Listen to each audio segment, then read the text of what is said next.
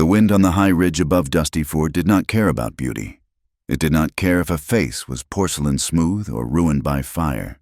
It simply tore across the vast, open skillet of the Texas Panhandle, stripping the moisture from the sagebrush and whipping the hem of Eleanor Harper's calico dress until it snapped like a whip. Eleanor, known to the town only as Ellie, stood alone on the precipice of the limestone bluff. She was 22 years old, an age where most women in the territory were already bouncing a second or third child on a hip, their hands rough from lye soap and garden work. Ellie's hands were rough, certainly, but her hip was empty, and her ring finger was bare. She raised a hand to her left cheek, a habitual gesture, her fingers tracing the raised, angry ridges of keloid tissue that ran from the corner of her eye down to her jawline. The fire had taken the barn when she was 6 years old. It had taken the prize stallion. It had almost taken her life. But in the brutal arithmetic of the frontier, the fire had taken something more valuable than her life. It had taken her future. Below her, the valley sprawled out in a haze of heat and dust. To the east lay the town of Dusty Ford, a collection of weather-beaten timber structures that clung to the earth like ticks on a dog. There was the saloon, the Holy Redeemer Church with its peeling white paint, the small military outpost where the guidon hung limp in the rare still moments, and the sprawling Double H ranch that belonged to her father, or rather, it had belonged to her father. Now, it belonged to Caleb Harper. Ellie narrowed her eyes against the glare. Her father, Thomas, had been a gentleman, a man who read poetry by tallow light and brushed her hair with infinite patience. He had died 2 years ago in a hunting accident that the town sheriff had called a tragic misfire. Ellie called it something else in the silence of her own heart. She knew her father was an expert marksman. She knew he never climbed a fence with a loaded rifle, and she knew that Caleb Harper, her father's younger, harder half-brother, had been the only one with him in the brush that day.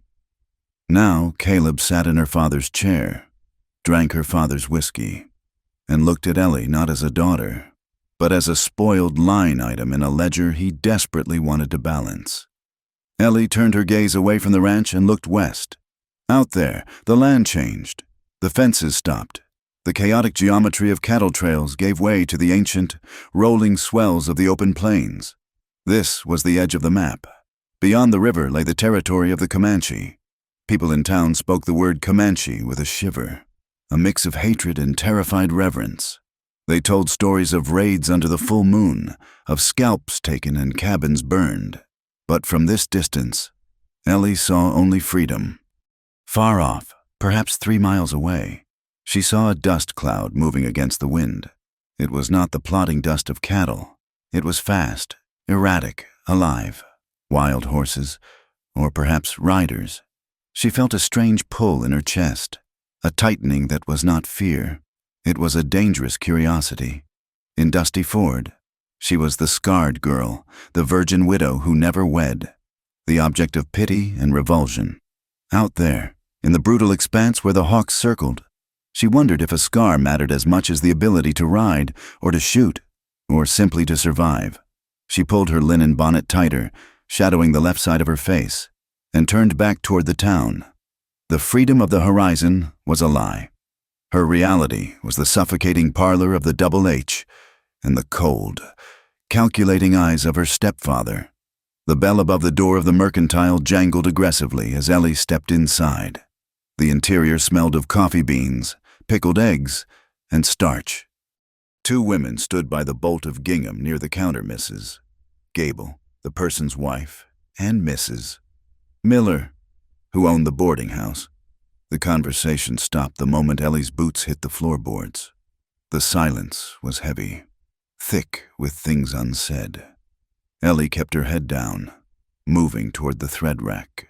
She needed strong cotton thread to mend one of Caleb's work shirts. He had torn it while beating a stubborn mule yesterday, and he expected it fixed before supper. "Well, if it isn't Eleanor," Mrs. Gable said. Her voice was dripping with a sugary sweetness that barely concealed the vinegar underneath. "We were just saying we have not seen you at Sunday service in nearly a month. There has been much work at the ranch." Mrs. Gable Ellie replied, her voice low. She did not look up. She focused on the spools of thread, black, navy, brown, colors of dirt and shadow. Work. Mrs. Miller sniffed. She was a stout woman who wore her piety like a shield. A woman's work is never done. That is the truth. Though one would think with no husband to tend to and no little ones underfoot, you would find the time for the Lord. The barb landed with precision. It was always like this. They attacked her solitude as if it were a sin she had committed, rather than a sentence passed upon her by her reflection. Perhaps if she smiled more. Mrs. Gable whispered loudly to her companion, pretending Ellie could not hear. Even with the affliction, a pleasant demeanor goes a long way. But she is so sour, it is no wonder the men look right past her. Look past her more like look away. Mrs. Miller murmured back, "It is a mercy, really. Imagine the shock of waking up to that every morning. Poor Caleb. Burdened with a spinster stepdaughter and a failing ranch. He is a saint to keep her." Ellie's hand tightened around a spool of navy thread until her knuckles turned white. Inside, a fire flared, the same fire that had helped her survive the burn 16 years ago. She wanted to scream at them. She wanted to tell them that she managed the Double H's accounts better than Caleb ever could. She wanted to tell them that she read the classics and could quote Shakespeare while they struggled to read the hymnal. She wanted to tell them that her sourness was the only armor she had against a world that judged a woman's value solely by the symmetry of her features. But she did none of that. She was Eleanor Harper, the ugly duckling of Dusty Ford. She had learned long ago that silence was safer than defiance. She placed the thread and 2 pennies on the counter. The shopkeeper, a balding man named Mr. Henderson, took the money without meeting her eyes. "Thank you. Mr. Henderson," she said clearly. He grunted, busy wiping a spot on the counter. "Tell Caleb his order of barbed wire is delayed. The army requisitioned the supply train. I will tell him." Ellie walked out, chin high, feeling the eyes of the women boring into her back like hot needles. As the door closed, she heard the tittering laughter resume. 5 miles to the west. The wind carried a different scent. It smelled of unshod ponies, wood smoke, and drying buffalo meat. Tahan sat on his heels atop a granite outcropping, his dark eyes scanning the valley floor. The white men called him Young Hawk because of the sharp, predatory angle of his nose and the way he seemed to see things before they happened. Among the people, the Nurmurnu. He was simply Tahan. He was young, perhaps 25 winters, but his eyes held the weight of an elder. He wore a simple breechcloth and leggings of buckskin, stripped of the ornate beadwork that many young warriors favored. He had no need for vanity. Vanity did not stop bullets. Beside him stood Quanah, his uncle and a war chief of their band. Quanah was older, his face a landscape of wrinkles and scars, his hair graying at the temples. "They push closer," Quanah said, his voice a rumble like distant thunder. He pointed a gnarled finger toward the east. Tahan followed the gesture. In the distance, a line of cattle was moving near the creek, the Sweetwater Creek. That water belonged to the valley. It was the lifeblood of the herd Tahan's people relied upon. "It is the Harper herd," Tahan said. His English was broken but functional, learned from a captured trader years ago. "The man with the heavy hand. He fattens his cows on our grass." Quanah spat. "And the bluecoats at the fort do nothing. They claim the treaty line is the river, but the cows do not know rivers, and the white men do not know honor." Tahan shifted his weight. The stone was warm beneath him. He felt the vibration of the earth, the thrum of life that the white men seemed determined to silence with their fences and their iron rails. "We could take the cows," a younger warrior named Peta suggested from behind them. He was eager, hungry for glory. "Kill the vaqueros.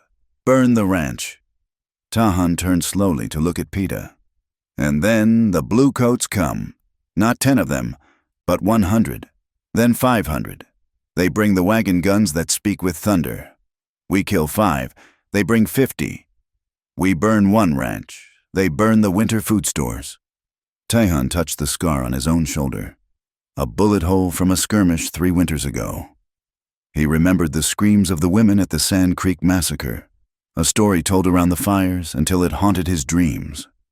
He remembered the smell of burning skin. He did not want that for his band. He did not want to see the valley turned into a graveyard. "We must be smart, not just brave," Tahan said quietly. "We must protect the valley.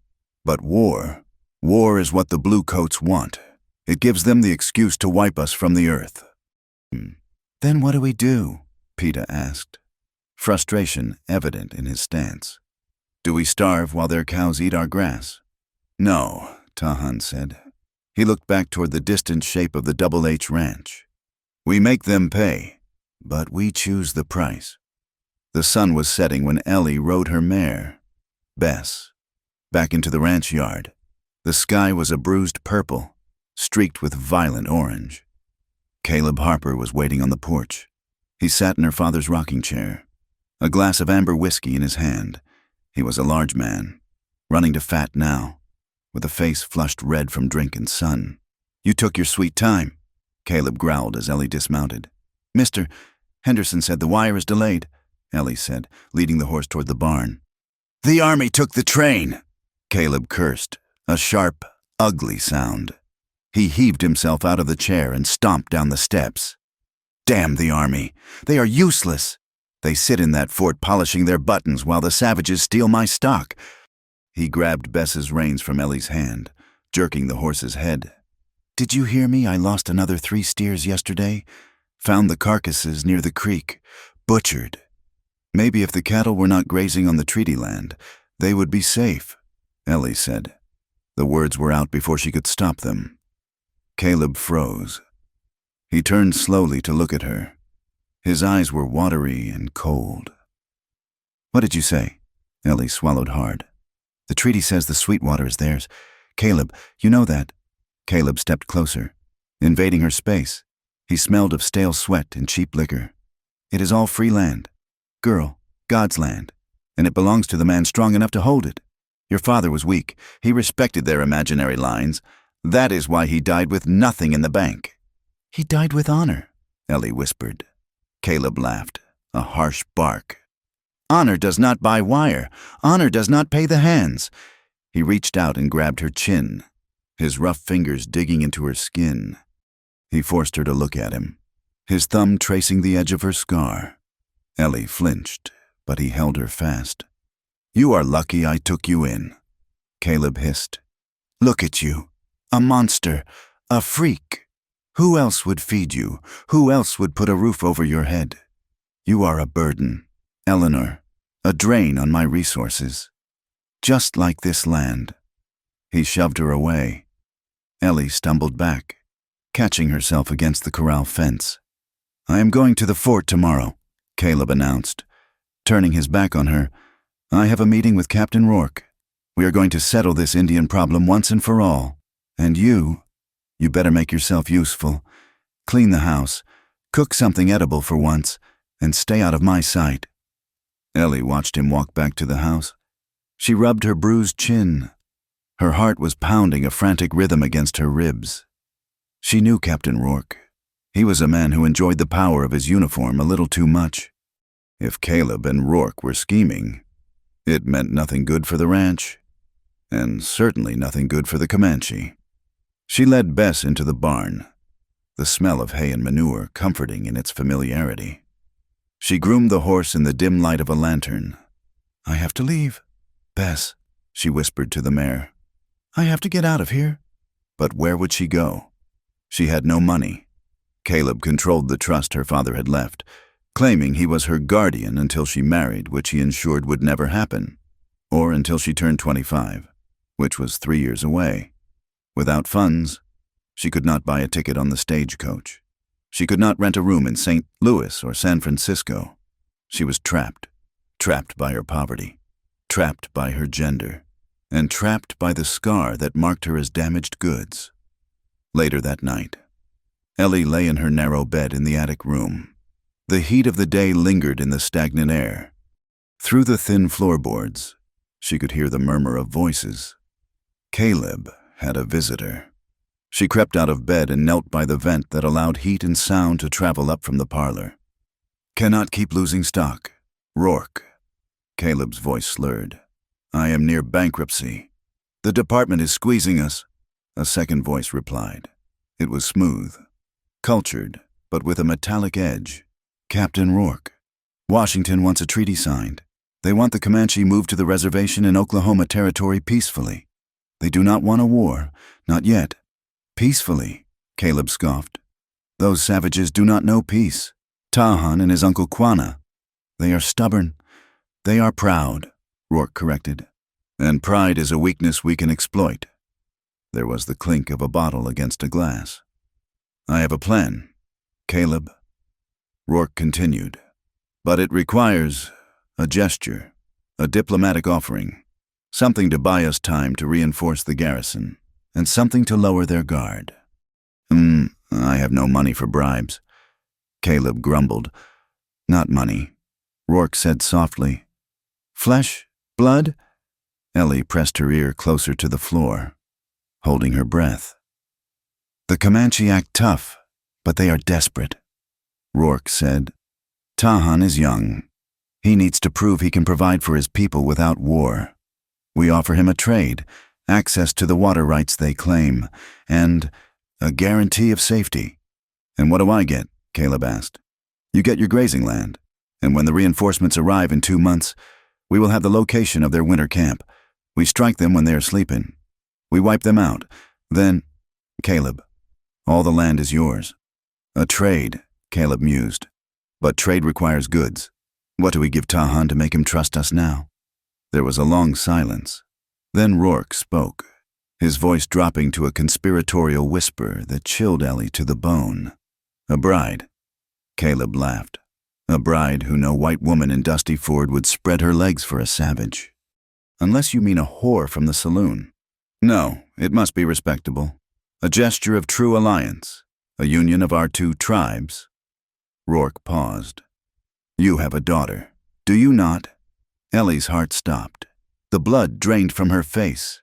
"Eleanor," Caleb snorted.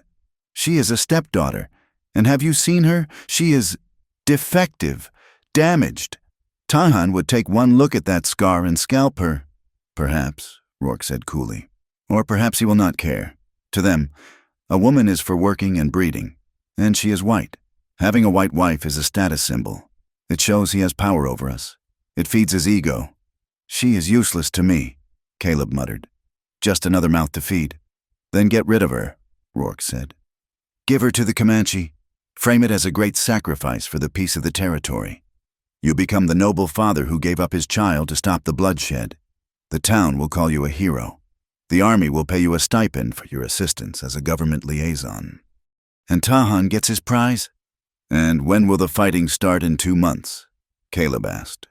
"Who cares?" Rourke chuckled. "She will likely be dead by then, or she will be just another casualty of war. Either way, she is no longer your problem." Ellie pulled back from the vent, her hands trembling so violently she had to clasp them together to stop the shaking. They were selling her. They were trading her like a lame horse to a man they intended to kill later. She curled into a ball on the rug, a silent scream trapped in her throat. The cruelty was absolute. Caleb did not just want her gone. He wanted to use her destruction to profit one last time. And Rourke. Rourke saw her as nothing more than bait in a trap. She thought of the stories of the Comanche, the torture, the slavery. But then she thought of Caleb's face, the loathing in his eyes, the way he had grabbed her chin. If she stayed, what awaited her, a lifetime of servitude in this house? Or perhaps Caleb would eventually marry her off to one of his drunk ranch hands to settle a gambling debt. Staying was a slow death, a death of the soul. Going was terrified of uncertainty, but it was a change. She crawled to the window and looked out toward the west. The moon was rising, casting a silver light over the prairie. The wind was still blowing, wild and untamed. "Tahan," she whispered. It tasted foreign on her tongue. Young hawk. Caleb said he would kill her. Rourke said he would use her. But what if she did not let them? A strange, icy resolve settled in her stomach. She stood up and walked to the small mirror above her wash basin.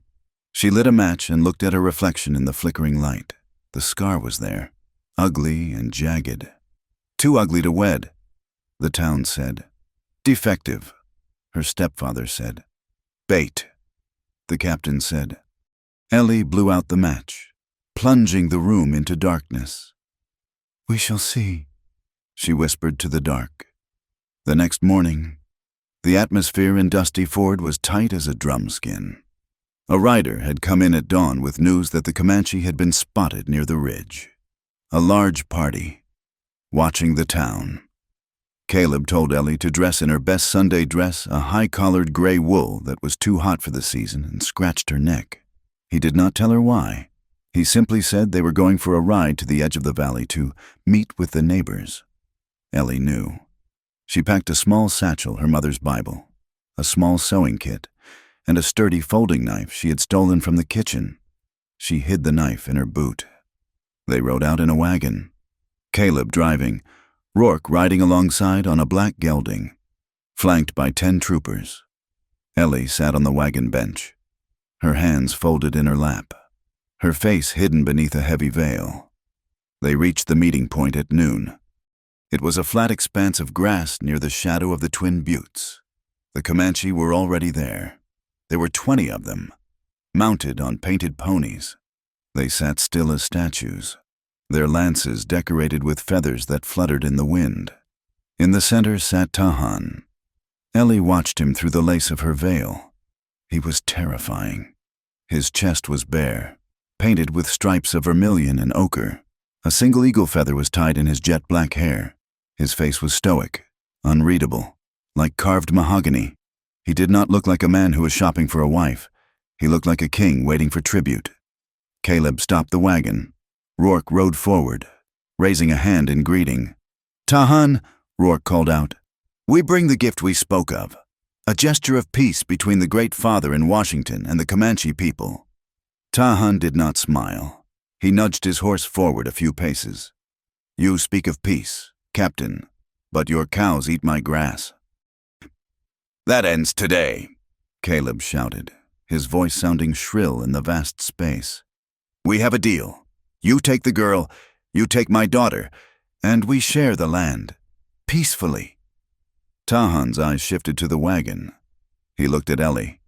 Stand up, girl, Caleb hissed, elbowing her. Ellie stood. She felt the eyes of every man on her. The soldiers were smirking. The Comanche were impassive. Show him, Rourke commanded. Caleb reached up and snatched the veil from Ellie's head. The wind caught her hair, whipping it across her face.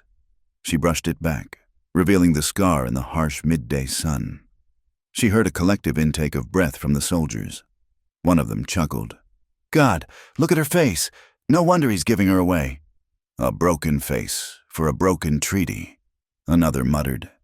Ellie did not look at them. She looked straight at Tahan. She waited for the recoil. She waited for the look of disgust she had seen 1,000 times in Dusty Ford. Tahan stared at her. His horse shifted, nervous, but he kept his hands loose on the reins. He looked at the scar. Then he looked into her eyes. He did not flinch. He did not sneer. He tilted his head slightly, as if studying a curious bird. This is the woman, Tahan asked. His voice was deep, carrying easily over the wind. She is, Rourke said, a fine white woman, a virgin. She is yours. Tahan, take her, and we have peace. Tahan looked at Caleb. You sell your blood for grass. Caleb flushed red. It is a marriage arrangement. Customary? Tahan looked back at Ellie. He rode his horse closer, until he was only a few feet from the wagon. The smell of the horse and the man-sage, sweat and leather filled Ellie's nose. He looked down at her, up close. His eyes were dark brown, flecked with gold. They were not cruel. They were intensely serious. Do you speak woman? He asked. I do, Ellie said. Her voice was steady, surprising even herself. Do you know what this trade is? I know my stepfather wants land, and the captain wants a ceasefire, she said clearly. And I know I am the coin they are paying you with? Caleb gasped. "Shut your mouth, you ungrateful." Tahan raised a hand, silencing Caleb instantly. He kept his eyes on Ellie. "They say you are my wife now." Tahan said, "But among my people, a woman is not a horse. I cannot ride you if you do not wish to be ridden. I cannot take you to my tent if you do not walk there." The soldiers fell silent. Rourke frowned. This was not part of the script. Tahan extended a hand toward her. It was a calloused hand, strong and scarred. "If you do not want this," Tahan said, his English struggling with the complex thought.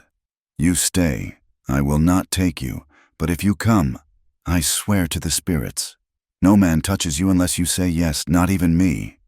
Ellie looked at his hand. Then she looked back at Caleb, who was purple with rage. She looked at Rourke, whose hand was hovering near his pistol. She looked at the town in the distance, the town that called her ugly. Then she looked back at the savage, the man who had just given her the first choice she had ever had in her life. "I do not belong there," Ellie said, pointing back at the town. She climbed onto the wagon seat, ignoring Caleb's outstretched hand trying to grab her. She reached out and took Tahan's hand. His grip was iron hard but warm, with a strength that shocked her. He pulled her from the wagon. She swung through the air and landed behind him on the horse, her arms instinctively wrapping around his waist. "I choose to go," Ellie said. Tahan nodded once. He turned his horse, putting his back to the soldiers and the rancher. "Then we go," he said. He kicked the horse into a gallop. Ellie buried her face in the buckskin of his shirt as the wind roared in her ears.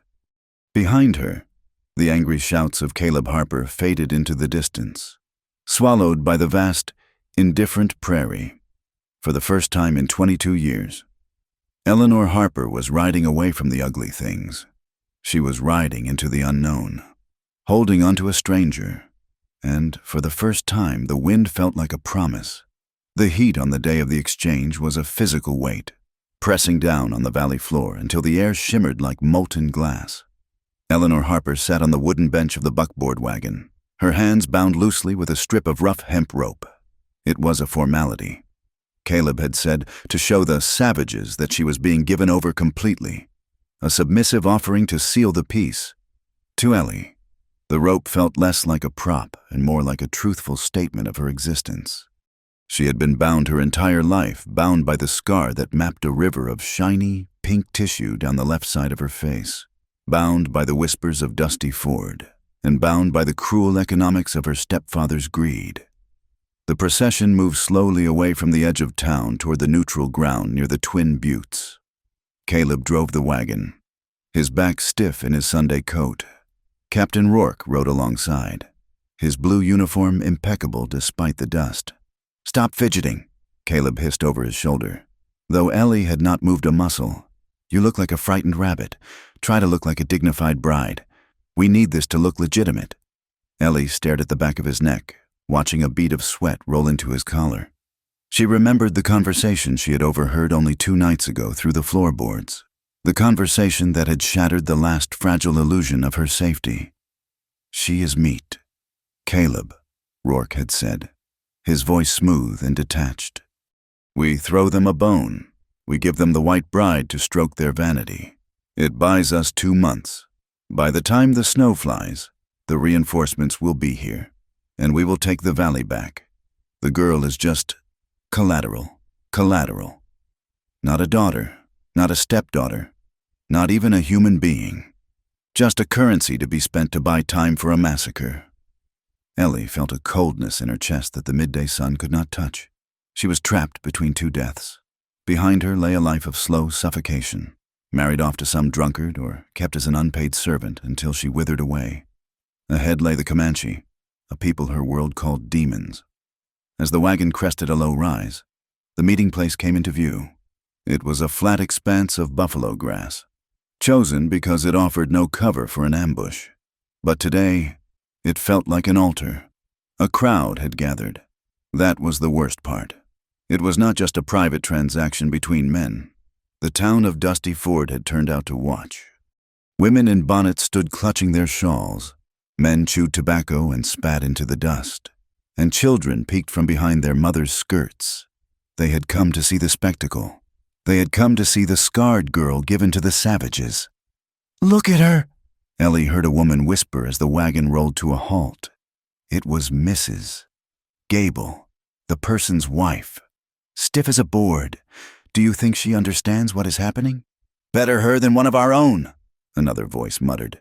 "At least with that face, the shock won't be so great for the Indian." Laughter rippled through the small crowd, low and cruel. Ellie kept her chin high, staring fixedly at the horizon. She would not give them the satisfaction of tears. She had cried enough tears in her 22 years to fill the dry creek bed. She had no more left for these people. On the opposite side of the clearing, the Comanche waited. There were perhaps 30 of them, mounted on painted ponies that stamped and tossed their heads. Unlike the townspeople, they were silent. They wore buckskin and feathers, their faces painted with stripes of vermilion and black. They looked like a part of the land itself, risen up from the earth and the grass. At their center rode a young man on a black stallion. He wore no headdress, only a single eagle feather tied in his dark hair. His chest was bare, revealing skin the color of polished copper and muscles that shifted like water under the surface. This was Tahan, the young hawk. Caleb set the brake on the wagon and climbed down. He walked around to Ellie's side and grabbed her arm, hauling her down to the dirt. "Walk," he commanded. He led her toward the center of the open space. Captain Rourke dismounted and joined them, a false smile plastered on his face. He walked with the swagger of a man who believes he is writing history. Tahan nudged his horse forward. He did not look at Caleb. He did not look at Rourke. His dark eyes were fixed solely on Ellie. Ellie felt the urge to shrink, to turn her scarred cheek away, to hide. It was the instinct of a lifetime. But something in the way Tahan sat his horse still, composed, utterly lacking in the nervous energy of the white men, made her hold her ground. "We bring you the offering, Tahan," Rourke announced, his voice booming for the benefit of the crowd. "A bride of noble birth, a symbol of the friendship between our peoples. In exchange, we have your word. The raids stop. The cattle graze in peace." Tahan ignored Rourke. He rode closer, until the shadow of his horse fell over Ellie. He looked down at her bound hands, then he looked at her face, the silence stretched, taut as a bowstring. The townspeople held their breath, waiting for the rejection, waiting for the savage to recoil from the ugly white girl. "Unbind her," Tahan said. His voice was deep, carrying the cadence of the wind. His English was accented but clear. Caleb hesitated. "She is part of the deal." "Delivered as promised." "I do not trade for prisoners," Tahan said. "Unbind her." Caleb pulled a knife from his belt and sliced the hemp rope. Ellie rubbed her wrists, the skin white where the bonds had dug in. Tahan leaned forward, resting his forearm on the pommel of his saddle. He looked at Ellie with an intensity that made her knees tremble. It was not a look of lust, nor was it a look of appraisal, like one would give a horse. It was a look of question. "You have a name?" he asked. "Eleanor," she whispered. Then, louder, "Eleanor." "Eleanor," Tahan repeated. The name sounded different on his tongue, softer, less sharp. "Do you know what these men sell?" "They sell peace," Ellie said, her voice gaining strength. "And I am the price. A high price," Tahan said. His gaze flicked to the scar, tracing its path from her eye to her jaw. Ellie flinched, bracing for the insult. "They say you are marked," Tahan said quietly, so only she and the men closest could hear. "They say fire touched you." "Yes," Ellie said. "Fire burns away the weak wood." Tahan said, "It leaves the iron heart." Ellie blinked, stunned. Behind her, she heard Caleb scoff. "She is just a girl. Tahan," Caleb spat, "and an ugly one at that. Take her and be done with it." Tahan's eyes flashed with a sudden, dangerous light. He looked at Caleb, and the rancher took a distinct step back. Then Tahan looked back at Ellie. "My people need peace," Tahan said. "We need the grass to grow tall without the blood of my warriors on it. But the Nurmurnu do not take slaves to warm our beds. A wife is a partner. She holds the other half of the sky." He extended a hand toward her. "If you do not want this," Tahan said, his voice ringing out clearly now, silencing the murmuring crowd. "You turn around. You walk back to your stone houses. I will not take you. The deal is broken, but I will not drag a woman screaming to my lodge." Rourke stepped forward, his hand resting on the butt of his pistol. "Now see here, Tahan, the deal is done. She goes—" Tahan did not look at Rourke. He kept his hand extended toward Ellie. "It is her choice. No man here decides for her." Ellie looked at the hand. It was calloused, scarred from arrows and knives, a hand that had known violence, but it was open. She looked back at the town. She saw Mrs. Gable, her hand over her mouth in scandalized delight. She saw the mercantile owner shaking his head. She saw the faces that had looked through her for years, or looked at her with revulsion. Then she looked at Caleb. His face was purple with rage, his eyes promising retribution if she dared to ruin his scheme. If she went back, she would pay for this moment of hesitation for the rest of her miserable life. "She is useless," a voice shouted from the crowd. "Go on, Ellie, go with the savages where you belong." The insult hung in the hot air. Ellie felt a strange sensation in her chest. It was the cracking of a shell. The shame that had encased her for 16 years, the shame of the fire, the shame of her face, cracked open beneath it. She found something hot and bright. She looked at Tahan. He was waiting. He was the first man in her life who had offered her a door instead of a cage. "I will not go back," Ellie said. She did not whisper it. She said it with the voice of the woman she wanted to be. "I choose to go." Caleb lunged for her. "You ungrateful little bitch," before his fingers could graze her sleeve. Tahan's horse danced sideways, placing a wall of muscle between Ellie and her stepfather. Tahan leaned down, his arm sweeping low. Ellie reached up. Her hand clasped his forearm, and his fingers closed around her wrist. With a heave of incredible strength, he swung her up. She landed behind him on the saddle, the horse shifting its weight to accommodate the new burden. Ellie instinctively wrapped her arms around his waist. His skin was warm, radiating a heat that soaked through her dress. He smelled of wood smoke and rain. "Hold fast," Tahan said. He turned the stallion toward the west, putting his back to the soldiers, the rancher, and the town. "Wait," Rourke shouted. "We have terms to discuss." "We have the girl," Tahan called back, not stopping. "The grass is safe for now." He kicked the horse into a gallop. The movement was sudden and explosive. Ellie buried her face against his back as the world dissolved into a blur of speed. The wind roared in her ears, tearing the bonnet from her head. She felt it fly away, tumbling into the dust behind them, leaving her face bare to the sun and the sky. They rode hard. The thundering of hooves drowned out the shouts from the meeting ground. The other Comanche warriors fell in around them, a protective phalanx of riders who moved with the fluidity of water. Ellie squeezed her eyes shut. She was terrified. She was riding into the heart of the wilderness with men her people called monsters. She was leaving the only home she had ever known, leaving her mother's grave, leaving the few books she loved. But as the miles fell away, the terror began to mix with something else. She felt the muscles of the man beneath her hands, moving in rhythm with the horse. He was solid. He was real. He had stopped a crowd of armed men with a few words and an open hand. Fire leaves the iron heart. She opened her eyes. The town of Dusty Ford was gone, swallowed by the distance. There was only the prairie now, stretching out endlessly, golden and green and free. "Are you afraid?" Tahan asked. He did not turn his head, but she felt the rumble of his voice in his chest. Ellie pressed her cheek against his back. "Yes, good," Tahan said. "Fear makes the eyes sharp.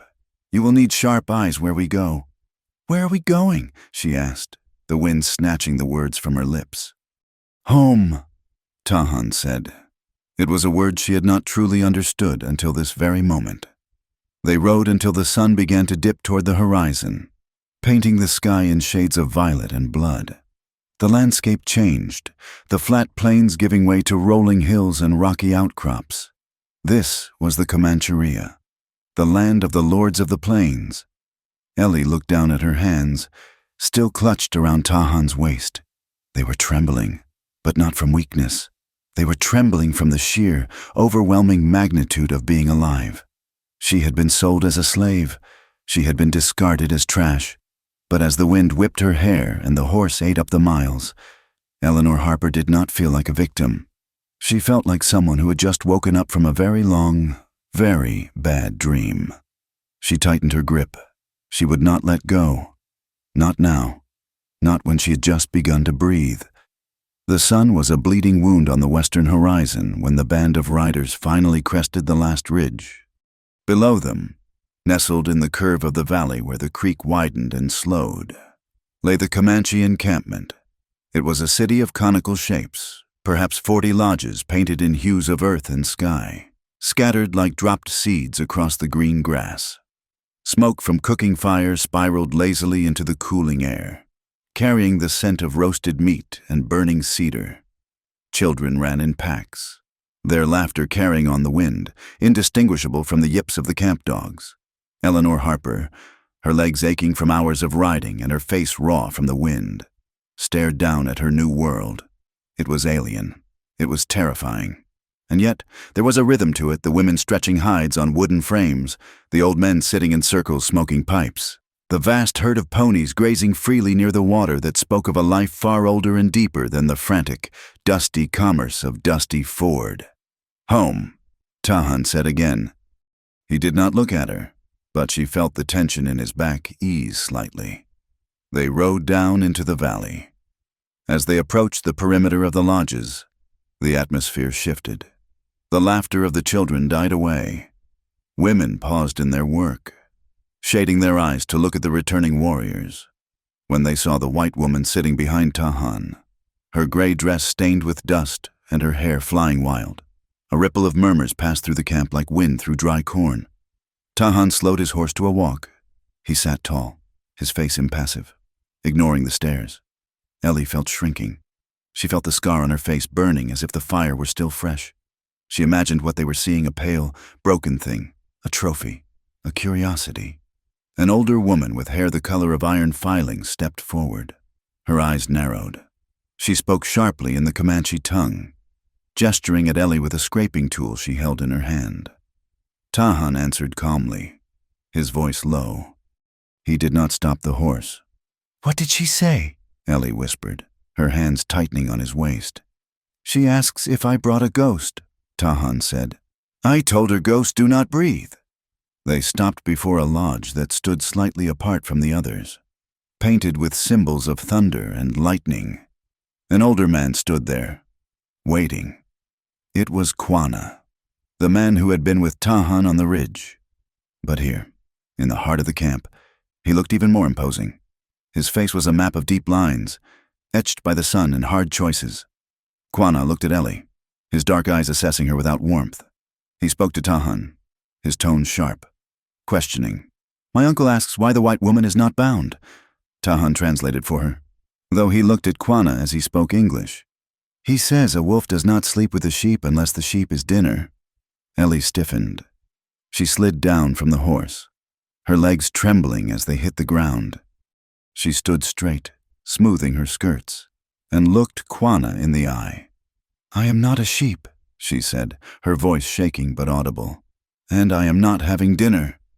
Quanah's eyebrows rose a fraction of an inch. He looked at Tahan, then back to Ellie. He made a grunting sound that might have been amusement or dismissal, then turned and walked away. "He likes you," Tahan said, swinging down from the horse. "That was liking me." "He did not spit," Tahan said simply. Before Ellie could process this, a blur of motion collided with Tahan's side. A young girl, perhaps 16 years old, threw her arms around him, chattering excitedly. She was striking, with bright, inquisitive eyes and a smile that seemed to take up her whole face. Tahan laughed a sound Ellie had not thought him capable of and patted the girl's head. "This is Naya," Tahan said. "My cousin. She has too many words in her mouth. She will talk your ears off, even if you do not understand." Naya pulled back and looked at Ellie. Her curiosity was undisguised. She reached out, her fingers hovering near the fabric of Ellie's dress, then moved up to point at the scar. Ellie flinched, turning her face away instinctively. Naya made a soft sound of sympathy. She said something to Tahan, her tone gentle. "She says the fire kissed you hard." Tahan translated. "She asks if it still hurts." Ellie looked back at the girl. In Dusty Ford, people looked at the scar with revulsion. Naya looked at it as if it were simply a fact, like a rock or a tree. "No," Ellie said softly. "Only the memory." Tahan nodded. He lifted the flap of the lodge. "Go inside. This is your place now." The interior of the lodge was surprisingly spacious. The floor was covered in layers of buffalo robes and woven mats. A small fire pit sat in the center, the smoke venting through an opening at the peak of the teepee. The air smelled of sage and sweetgrass. Tahan brought in her small satchel, the only possession she had from her old life.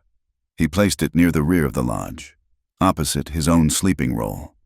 "We have an agreement," Tahan said. Standing near the entrance, the dying light outside cast his shadow long across the floor. "You are my wife in the eyes of the white soldiers. You are my wife in the eyes of my people. This protects you. No man will touch what belongs to Tahan." He paused, his gaze drifting to the empty space between their sleeping mats. "But inside here," he continued, "you are Eleanor. I am Tahan. We are two people in a storm. I will not cross this fire to your side unless you call me." Ellie sat down on the buffalo robe. It was softer than her straw mattress at the ranch. "And if I never call you?" Tahan looked at her, his expression unreadable. "Then you will have a warm place to sleep and meat in your bowl until you decide to leave. I do not keep birds in cages. Eleanor, if you stay because your spirit sits down." He turned to leave, to tend to his horse. "Tahan," she called out. He stopped. "Why?" she asked. "Why take me? Why not just take the cattle and the peace?" Tahan looked back over his shoulder. The firelight caught the sharp angle of his cheekbone. "Because I looked into the wagon, and I saw eyes that were screaming. I know that scream. I have heard it in the mirror." He left her alone in the dim light. Ellie touched her cheek. For the first time, she wondered if he saw the scar at all, or if he only saw the pain behind it. The first week was a lesson in humility. Ellie had thought herself capable. She could mend a shirt, churn butter, and keep a ranch ledger. But on the high plains, those skills were as useless as a paper fan in a tornado. The women of the tribe worked from dawn until dusk. They processed the buffalo hides that were the tribe's shelter and clothing, a grueling process of scraping, tanning, and smoking. They gathered wood, hauled water, dug for roots, and dried meat. Ellie tried to help. She really did. On the third day, she joined a group of women near the creek who were scraping a fresh hide. The smell was overpowering, metallic and raw. The tool was a piece of sharpened bone. Ellie watched them, then picked up a tool and tried to imitate their motions. She pushed too hard. The bone slipped, slicing through the hide and ruining a patch of the valuable skin. The women stopped. The iron-haired woman from the first day, whose name Ellie learned was Walks with Wind, snatched the tool from Ellie's hand. She barked a few harsh words. Pointing toward the lodges, Ellie did not need a translator to understand. "You are useless. Go away."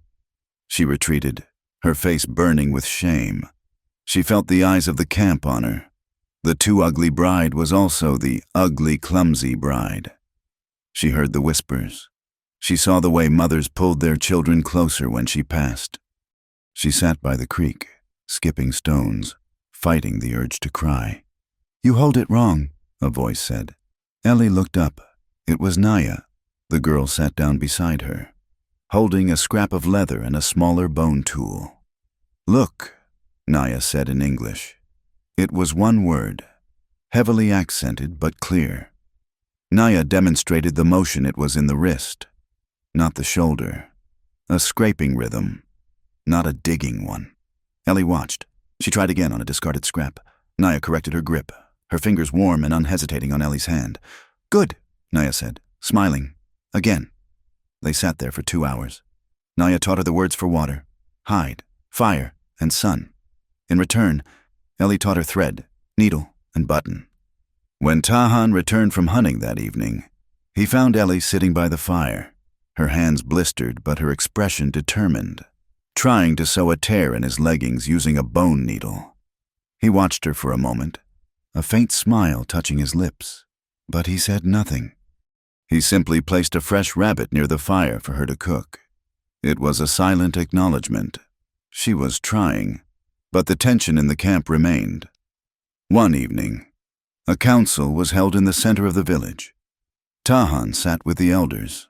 Ellie, forbidden from the inner circle, sat in the shadows of their lodge, listening to the rising voices. She could not understand the words, but she understood the tone: anger, fear. An old man pointed a shaking finger at Tahan's lodge. Another warrior struck the ground with his lance. Later, when Tahan returned, his face was dark. "They want you gone," he said, sitting heavily on his mat. "Because I am white?" Ellie asked. "Because they fear the soldiers will come for you. They fear you are a beacon that will bring the bluecoats down on our heads." "Maybe they are right," Ellie whispered. "Maybe I should go." Tahan looked at her across the fire. "Go where? To the father who sold you, to the captain who wants to use you." "I don't know," Ellie admitted. "But I am a danger to you here. Life is dangerous," Tahan said. "The wolf does not run from the winter. We stay, you stay." He lay down and turned his back to the fire, ending the conversation. Ellie lay awake for a long time, listening to his breathing, wondering why a man would risk his entire world for a stranger with a scarred face. The sky turned green 3 days later. It happened with the sudden, violent temper of the plains. One moment, the sun was shining. The next, a wall of black clouds swallowed the western horizon. The temperature dropped 20 degrees in 10 minutes. "Storm!" The cry went up through the camp. Ellie was outside, trying to secure the flap of the lodge as the wind began to howl. It was not a normal wind. It was a physical blow, screaming across the grass, tearing at everything in its path. Dust rose in a choking wall. Tethers snapped. "Ellie!"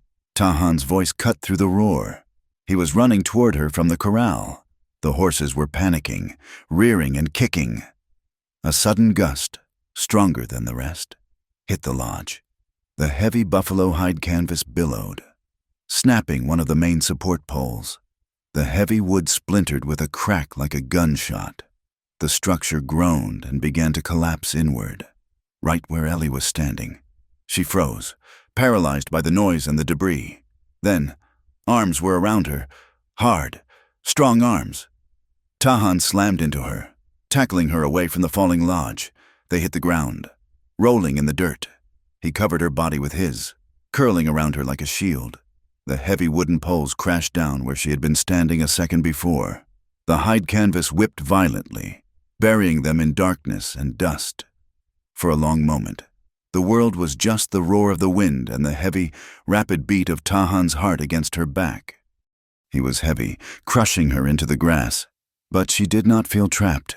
She felt held. His cheek was pressed against her hair. His arm was clamped over her chest, his hand gripping her shoulder. She could feel the heat of him, the solid reality of his muscles, the smell of his skin rain and adrenaline. It was the closest she had ever been to a man.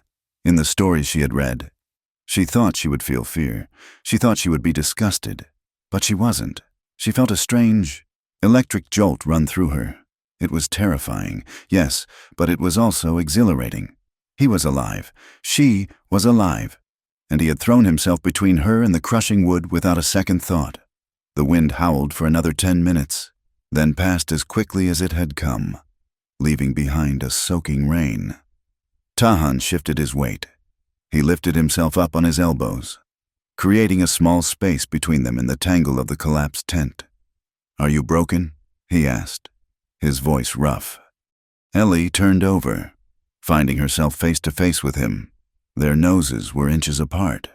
Water dripped from a tear in the canvas above them, landing on his forehead. "No," she breathed. "I am whole." Tahan looked at her. His gaze dropped to her mouth, then back to her eyes. For a second, just one heartbeat, the air between them was charged with something more dangerous than the storm. His breathing hitched. Her hand, trapped against his chest, could feel the thudding of his heart. He was beautiful, even with the mud on his face. He was starkly, undeniably beautiful. And he was looking at her not as a scarred thing, but as a woman he had just saved. Then, he blinked, breaking the spell. He pulled back, sitting up and pushing the heavy canvas aside. "We must fix the lodge," he said, his voice practical again. "Before the night comes." Ellie sat up, shivering slightly in the cold rain, but the warmth of his body lingered on her skin like a phantom touch. The peace of the camp did not last. 2 weeks after the storm, Tahan took Ellie and a small group of hunters, including Naya and the shaman, Wita, to a valley 10 miles north to hunt. The buffalo herd had been spotted there. They made camp near a grove of cottonwood trees. It was a time of relative relaxation. Ellie was learning to identify tracks. Wheat, a man with eyes cloudy with age but sharp with wisdom, had taken a liking to her. He showed her which plants stopped bleeding and which ones soothed a fever. "The earth has many medicines," Wheaty told her. Naya translating. "You have hands that listen to the plants." It was the first compliment regarding her abilities she had received. The attack came at dawn. It was not the army. It was a group of 6 buffalo hunters, rough, bearded men who killed for hides and left the meat to rot. They were drunk, stumbled upon the Comanche camp, and decided to have some sport. The crack of a sharp's rifle shattered the morning silence. One of the ponies screamed and went down. "Comanche!" a voice roared. "Get the horses!" Chaos erupted. Ellie was near the fire, boiling water. She scrambled backward as a bullet kicked up dirt near her foot. Tahan was already moving. He did not have his rifle. It was in the tent. He had his bow and a knife. He moved like a blur, diving behind a fallen log. Another shot rang out, hitting a tree inches from Naya's head. Naya screamed, freezing in panic. "Naya, down!" Ellie shouted. She lunged forward, grabbing the girl and pulling her behind the cover of a rock. She looked up to see Tahan. He had flanked the hunters. He rose from the tall grass like a spirit of vengeance. He lost an arrow. It took the lead hunter in the shoulder. The man dropped his rifle, howling. Tahan did not stop. He charged the remaining men. It was a dance of violence that Ellie watched with wide, horrified eyes. He was efficient. He was brutal. He used his knife to slash the leg of one man, sending him to the ground, and slammed the hilt of the knife into the temple of another. He did not kill for pleasure. He incapacitated them. He drove them back. But one hunter, a red-faced man with a pistol, turned and aimed at the huddled women. "You red devil bitch!" he screamed at Naya. Ellie did not think. She grabbed a heavy rock from the ground and hurled it. It struck the man's arm just as he fired. The shot went wide. Distracted, the hunter turned his gun on Ellie. Before he could cock the hammer, Tahan was there. He tackled the man, driving him into the dirt. There was a struggle, a flash of steel, and then silence. The hunter lay still. Tahan stood up, his chest heaving, blood covering his hands and chest. The other surviving hunters had fled, dragging their wounded comrade. Tahan stood over the dead man. He looked at Ellie. His eyes were wild, the adrenaline of the kill still coursing through him. Ellie's stomach turned. She had never seen a man killed before. This was the violence the town spoke of. This was the savage. But then she looked at Naya, who was sobbing into Ellie's shoulder. She looked at the dead pony. She looked at the man Tahan had killed, a man who had been seconds away from shooting her. Tahan walked toward the stream. He did not boast. He did not take a scalp. He simply knelt by the water and began to scrub his hands. He scrubbed them hard, as if trying to wash away not just the blood, but the act itself. Wheat, the shaman, was groaning near the fire. He had been grazed by a bullet in the leg. And 10 yards away, one of the hunters, the one Tahan had slashed in the leg, was left behind, bleeding out in the grass. Ellie stood up. Her legs felt like water, but her mind was clear. She went to her satchel and pulled out the clean linen strips she had prepared. She grabbed the pouch of dried yarrow Wheat had shown her. She went to Wheat first. She cleaned the wound, packing it with the poultice. The old man watched her, nodding silently. Then, she stood up and walked toward the wounded white hunter. "Leave him," Peta, one of the young warriors, spat. "Let the coyotes have him." Tahan had returned from the stream. He stood dripping wet, watching her. Ellie knelt beside the white man. He was young, terrified, smelling of cheap whiskey and fear. He looked at her scar and gasped. "Please," he whimpered. "Don't let them skin me." "Be still," Ellie said sternly. She cut away his pant leg. The cut was deep but missed the artery. She cleaned it. She stitched it closed with her needle and thread. Her hands steady despite the chaos around her. The Comanche warriors gathered around, watching in silence. They had expected her to let the enemy die, or perhaps to spit on him. Instead, she showed mercy. She finished the bandage and stood up. She looked at Tahan. "He cannot walk," she said, "but he will live. We leave him water, and his friends will come back for him." Tahan looked at the bandaged enemy. Then he looked at Ellie. The wildness was gone from his eyes, replaced by a deep, quiet respect. "You have the heart of a healer, Eleanor." Tahan said, "Not a victim." He turned to the other warriors. "We leave him water. We go." As they packed to leave, Wheat hobbled over to his horse. He looked at Ellie and spoke to the others. "The scar on her face is the mark of the fire spirit," the shaman said, his voice raspy. "But her hands carry the water spirit. She is balanced." For the ride back to the main camp, Naya did not ride her own pony. She insisted on riding behind Ellie on Bess, and when they entered the village that evening, it was not as a prisoner and her captor. Tahan rode in front. Ellie rode behind him, her head high, her dress stained with the blood of saving lives, not taking them.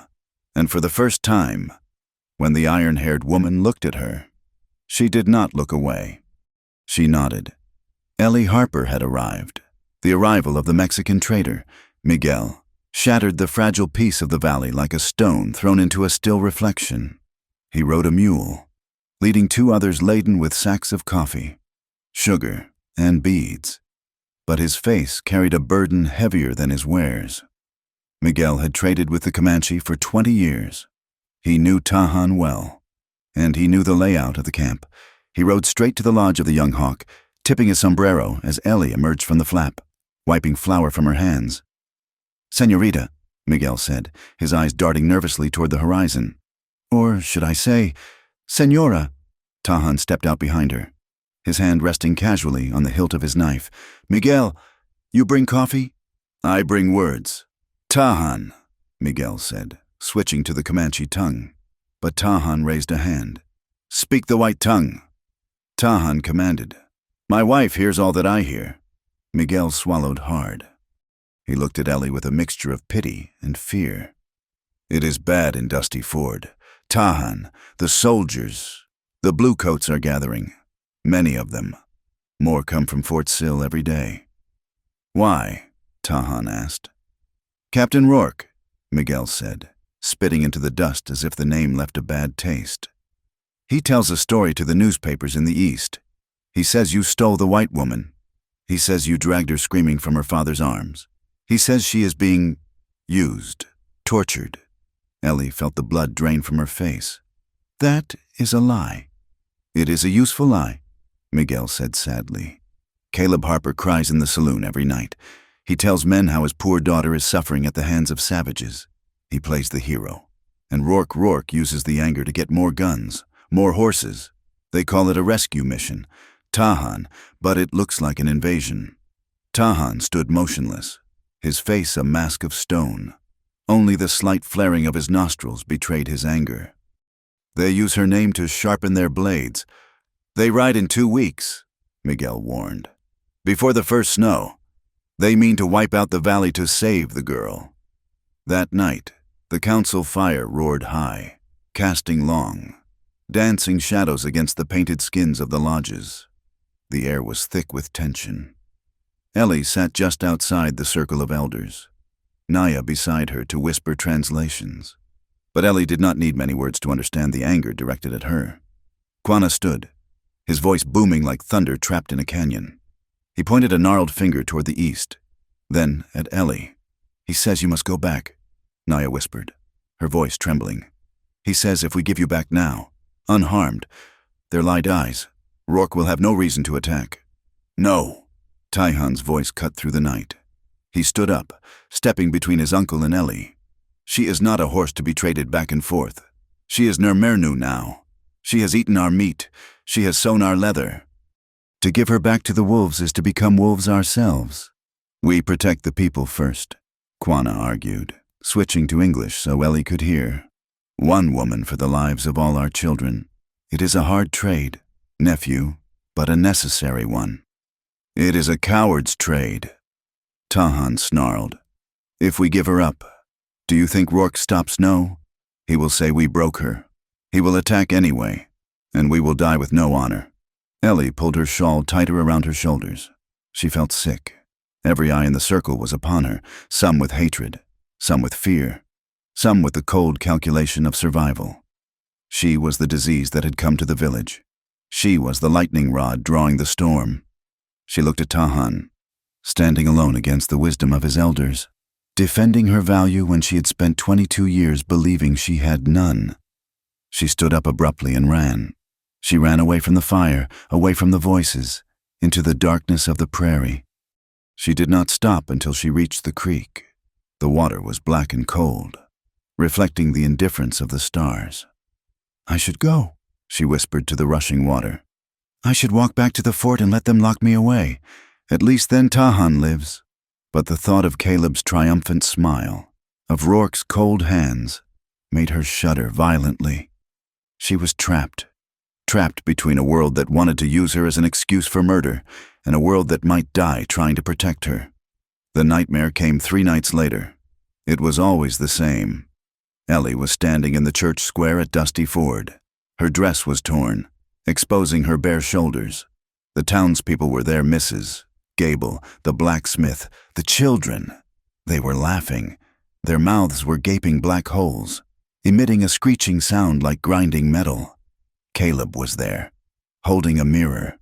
"Look," he shouted. "Look at the monster." Ellie looked in the mirror. Her face was not just scarred, it was melting. The fire was still burning her skin. Then Rourke appeared. He held a chain. "Too ugly for a man," he sneered, "but good enough for a dog." He threw the chain around her neck and began to drag her through the dust. "No!" Ellie screamed in her sleep. "No, I am not!" She woke with a gasp, her body convulsing, her lungs starving for air. The darkness of the lodge was suffocating. She was drowning in sweat and terror. "Eleanor!" The voice was low, close, and anchored in reality. A hand touched her shoulder, not grabbing, not shaking, just resting there, warm and solid. Ellie scrambled backward, pressing her back against the hide wall of the lodge, pulling her buffalo robe up to her chin. She was shaking so hard her teeth chattered. Tahan was kneeling beside her sleeping mat. He had thrown off his own blanket. His chest was bare, glowing faintly in the dying embers of the central fire. He did not move toward her aggressively. He sat back on his heels, giving her space, his hands resting on his knees. "The dream again?" he asked softly. Ellie nodded, unable to speak. A sob escaped her throat, a ragged, broken sound. "Tell me," Tahan said. They were dragging me," Ellie choked out. "They said I was too ugly to be a wife, too ugly to be loved, just a thing to be used." She buried her face in her hands. The dam broke. Years of held-back tears, years of swallowing the insults of Dusty Ford, years of believing she was a mistake of nature, it all came pouring out in a torrent of grief. "I am a virgin," she confessed, the words tumbling out through her sobs, raw and painful. "Not because I chose virtue, not because I was waiting for God, but because no man ever looked at me and saw a woman. They saw the scar. They saw the monster. Even you. You are only kind because you have honor. But I know what I am. I am the broken thing."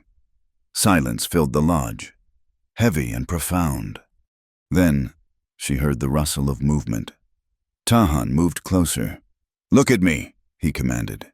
It was not a shout, but it had the force of an order that could not be disobeyed.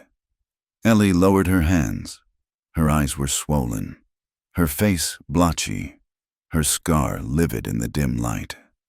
Tahan reached out. His fingers were rough, calloused from the bowstring and the reins. He touched the left side of her face. He did not avoid the scar. He traced the ridge of it with his thumb, a slow, deliberate movement that sent a shockwave through her entire body. "Who told you this?" Tahan asked, his voice fierce. "The man who sells his own blood, the women who hide behind their Bibles and speak poison." "Everyone," Ellie whispered. "Then everyone is blind," Tahan said. "In the eyes of the wolf, the deer is just meat. In the eyes of the eagle, the storm is just wind. But in my eyes—" He leaned closer. His dark eyes searched hers, stripping away the defenses she had built for 16 years. "In my eyes, you are the woman who walked into a camp of warriors with her head high. You are the woman who sowed the flesh of her enemy. You are the woman who rides the wind." He moved his hand from her cheek to the back of her neck, his fingers tangling in her loose hair. He pulled her gently toward him. "You are not broken, Eleanor. You are forged." Ellie stopped breathing. He was so close she could smell the sage on his skin. He was looking at her mouth. "But the scar," she stammered. "A map," Tahan murmured. "A map of where you have been, and how strong you had to be to survive it." He pulled her into his arms. It was not a sudden grab, but an encompassing embrace. He wrapped his arms around her, pulling her against his chest. Ellie stiffened for a second, then melted. She collapsed against him, burying her face in the crook of his neck. She felt his chin rest on the top of her head. He held her tight, rocking her slightly, absorbing her shudders. She found gentle love waiting in his arms. It was not the demanding lust she had feared from men, nor the pity she despised. It was a fortress. It was a sanctuary. "If you never want a husband," Tahan whispered into her hair, "I will be your shield. But if one day you want a man, not a trade—" He pulled back slightly, just enough to look at her again. He brushed a stray lock of hair from her forehead. "I will wait," he said. "I will wait until the grass turns to snow and back to grass again. I will wait until you choose. Not because you are a prize I bought, but because you are the woman I see." Ellie looked at him. For the first time, she did not see a Comanche warrior. She saw a man who had seen her soul before he saw her face. She raised a trembling hand and touched his chest, her fingers grazing the puckered skin of an old bullet wound near his shoulder. "We match," she whispered. Tahan smiled a genuine, soft smile that transformed his face. "We match." He leaned in and kissed her forehead. It was a chaste kiss, holy in its tenderness, but his lips lingered against her skin. The heat of his body radiated through her thin nightgown, waking up nerves she didn't know she possessed. He did not push further. He did not demand it. He simply held her, stroking her hair until her breathing slowed and the tears dried on her cheeks. That night, for the first time, they did not sleep on opposite sides of the fire. Tahan lay down on his furs and pulled Ellie down beside him. He covered them both with a heavy buffalo robe. He held her hand in the darkness, his thumb rubbing circles on her palm. "Sleep, wife," he whispered. "No dreams tonight, only the guard dog," and for the first time in her life, Ellie slept without fear. The days that followed were different. The air between them had changed. It was charged with quiet electricity. The camp noticed. They saw the way Ellie walked taller, with a new fluidity. They saw the way Tahan watched her when she worked. One afternoon, near the corral, Tahan was repairing a bridle. Ellie sat beside him, bold enough now to reach out and rebraid the leather thong binding his hair. Her fingers worked deftly through his dark, coarse hair. Tahan sat still, submitting to her touch with a calmness that made the other young warriors snicker and nudge each other. "You are making him pretty. White woman," Peter teased as he walked by. "I am making him aerodynamic," Ellie retorted in broken Comanche, a phrase Naya had taught her. Tahan laughed, the sound deep and rich. Peter looked surprised, then grinned. "She has teeth, that one." Peeta said approvingly. Later. Tahan signaled for her to follow him to the open pasture. He whistled, and his black stallion trotted over. You ride like a sack of flour, Tahan told her, though his eyes were teasing. White people sit on a horse like they are sitting on a chair. You must ride with your legs. You must become a horse. He lifted her onto the stallion's bare back. There was no saddle, no stirrups. Grip here, he said, placing his hands on her thighs, positioning them. His touch was firm, possessive. Ellie felt a flush rise in her cheeks, but she did not pull away. He swung up behind her. He did not hold the reins. He put his arms around her waist. His chest pressed against her back. Feel the movement, he murmured into her ear. Do not fight it. They rode across the valley floor. At first, Ellie was rigid, bouncing uncomfortably, but Tahan's body guided hers. He showed her how to lean, how to grip with her knees, and how to anticipate the rhythm of the gallop. Let go, he whispered. Trust him. Trust me. Ellie let go of the mane. She spread her arms wide. The wind rushed past her, filling her dress like a sail. She felt the power of the animal beneath her and the strength of the man behind her. She threw her head back and laughed. It was a pure, unadulterated sound of joy that startled a flock of quail from the brush. Tahan tightened his arms around her, burying his face in the curve of her neck for just a second, inhaling her scent. Beautiful, he whispered. He was not talking about the day. The bubble of happiness burst 4 days later. A scouting party returned at a full gallop, their ponies lathered in sweat. They led 2 pack horses bearing the brand of the U.S. Army, and 2 prisoners, young privates with terrified eyes, their hands bound behind their backs. Tahan and Ellie were scraping a hide when the scouts rode in. Tahan dropped his tool instantly, his face hardening back into the mask of the war chief. What is this? Tahan demanded as Peeta shoved the prisoners toward the council fire. We caught them near the ridge, Peeta said breathlessly. They were carrying letters, riding toward the fort from the south. Peeta handed a leather satchel to Tahan. Tahan opened it, pulling out a sheaf of papers. He looked at them, but the scribbles meant nothing to him. He handed the papers to Ellie. Read, he commanded. Ellie took the papers. Her hands shook as she recognized the handwriting. It was Caleb's jagged scrawl, and Captain Rourke's precise, elegant script. She read silently, her heart hammering against her ribs. The words blurred, then sharpened into a horrific clarity. Requisition approved for 2 howitzer cannons. Expected arrival November 12th. The narrative of the girl's torture is playing well in the Eastern press. Public sentiment supports a full clearance of the valley. Harper agrees to guide the column to the winter encampment in exchange for sole grazing rights. Ellie lowered the paper. She felt like she was going to be sick. What does it say? Quanah asked. Stepping forward, Ellie looked up. She looked at the 2 young soldiers, who were staring at her scar with wide eyes. She looked at Tahan. It is a plan, Ellie said, her voice steady despite the nausea. Rourke is not coming to rescue me. He is using the story of my kidnapping to get cannons, big guns. He plans to attack on the 12th of November. That is the moon of falling leaves, Quanah said. 2 weeks. He wants to wipe you out, Ellie continued. He says here that the total removal of the hostile element is the only path to security. And Harper? Tahan asked. He is guiding them, Ellie said bitterly. He is selling the path to this camp for grazing land. A roar of rage went up from the gathered warriors. Peeta drew his knife. Stepping toward the prisoners, Stop, Ellie shouted. Peeta froze. Killing them changes nothing, Ellie said. Rourke has sent the letters. The guns are coming. Then we fight, Tahan said. We strike them before the guns arrive. No, Quanah said. We move. We run north into the canyons. They will follow, Tahan argued. With Harper guiding them, they will find us. We cannot run forever. The tribe was divided. Arguments broke out. The women began to wail, sensing the coming doom. Ellie looked at the papers in her hand. She looked at the lies written there. Tortured, abused, savage.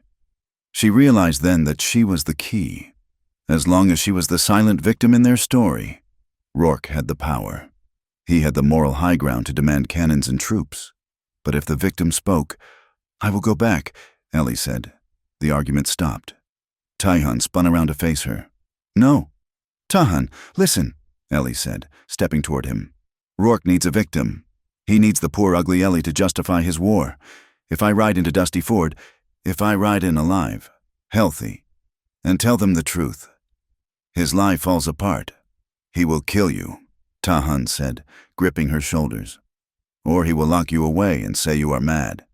"Not if I do it publicly," Ellie said, her mind racing. "Not if I stand in the church on Sunday, in front of the whole town, in front of the women who gossiped about me. I will tell them I was not kidnapped. I will tell them I was sold." "It is too dangerous," Tahan said, shaking his head. "I will not let you walk back into the cage. I am not walking back into a cage," Ellie said fiercely. She reached up and cupped his face, ignoring the gasp of the elders at the public display of affection. "I am walking back to break the lock." She looked deep into his eyes. "Two worlds. Tahan, you said I stand between them. If anyone can stop this without a massacre, it is me." Tahan looked at her. He saw the fear in her eyes, but he also saw the steel, the iron heart the fire had left behind. He covered her hand with his own. "You will not go alone," Taihan said. "I must," Ellie argued. "No," Taihan said. "We rode to the edge of the town. I will stand at the gate. If they touch you, if they try to take you." He pulled his knife from its sheath, the blade gleaming in the firelight. "Then we burn Dusty Ford to the ground." Ellie looked at the knife, then at the man who held it. She knew he meant it. He would burn the world for her. "We ride at dawn," Ellie said. Dusty Ford was sleeping under the heavy blanket of a Sunday morning silence when they arrived. The church bell had just begun to toll, a lonely, hollow sound that drifted across the sagebrush. Eleanor Harper rode Bess at the head of the column. She wore her gray dress, now stained with the red clay of the canyons and the grease of the cooking fires. Her hair was braided in the Comanche style, with a single eagle feather woven into the dark plait. The scar on her face was uncovered, exposed to the sun and the eyes of the world. Beside her rode Tahan. He wore a buckskin shirt and leggings, but he carried no lance, no bow, and no rifle.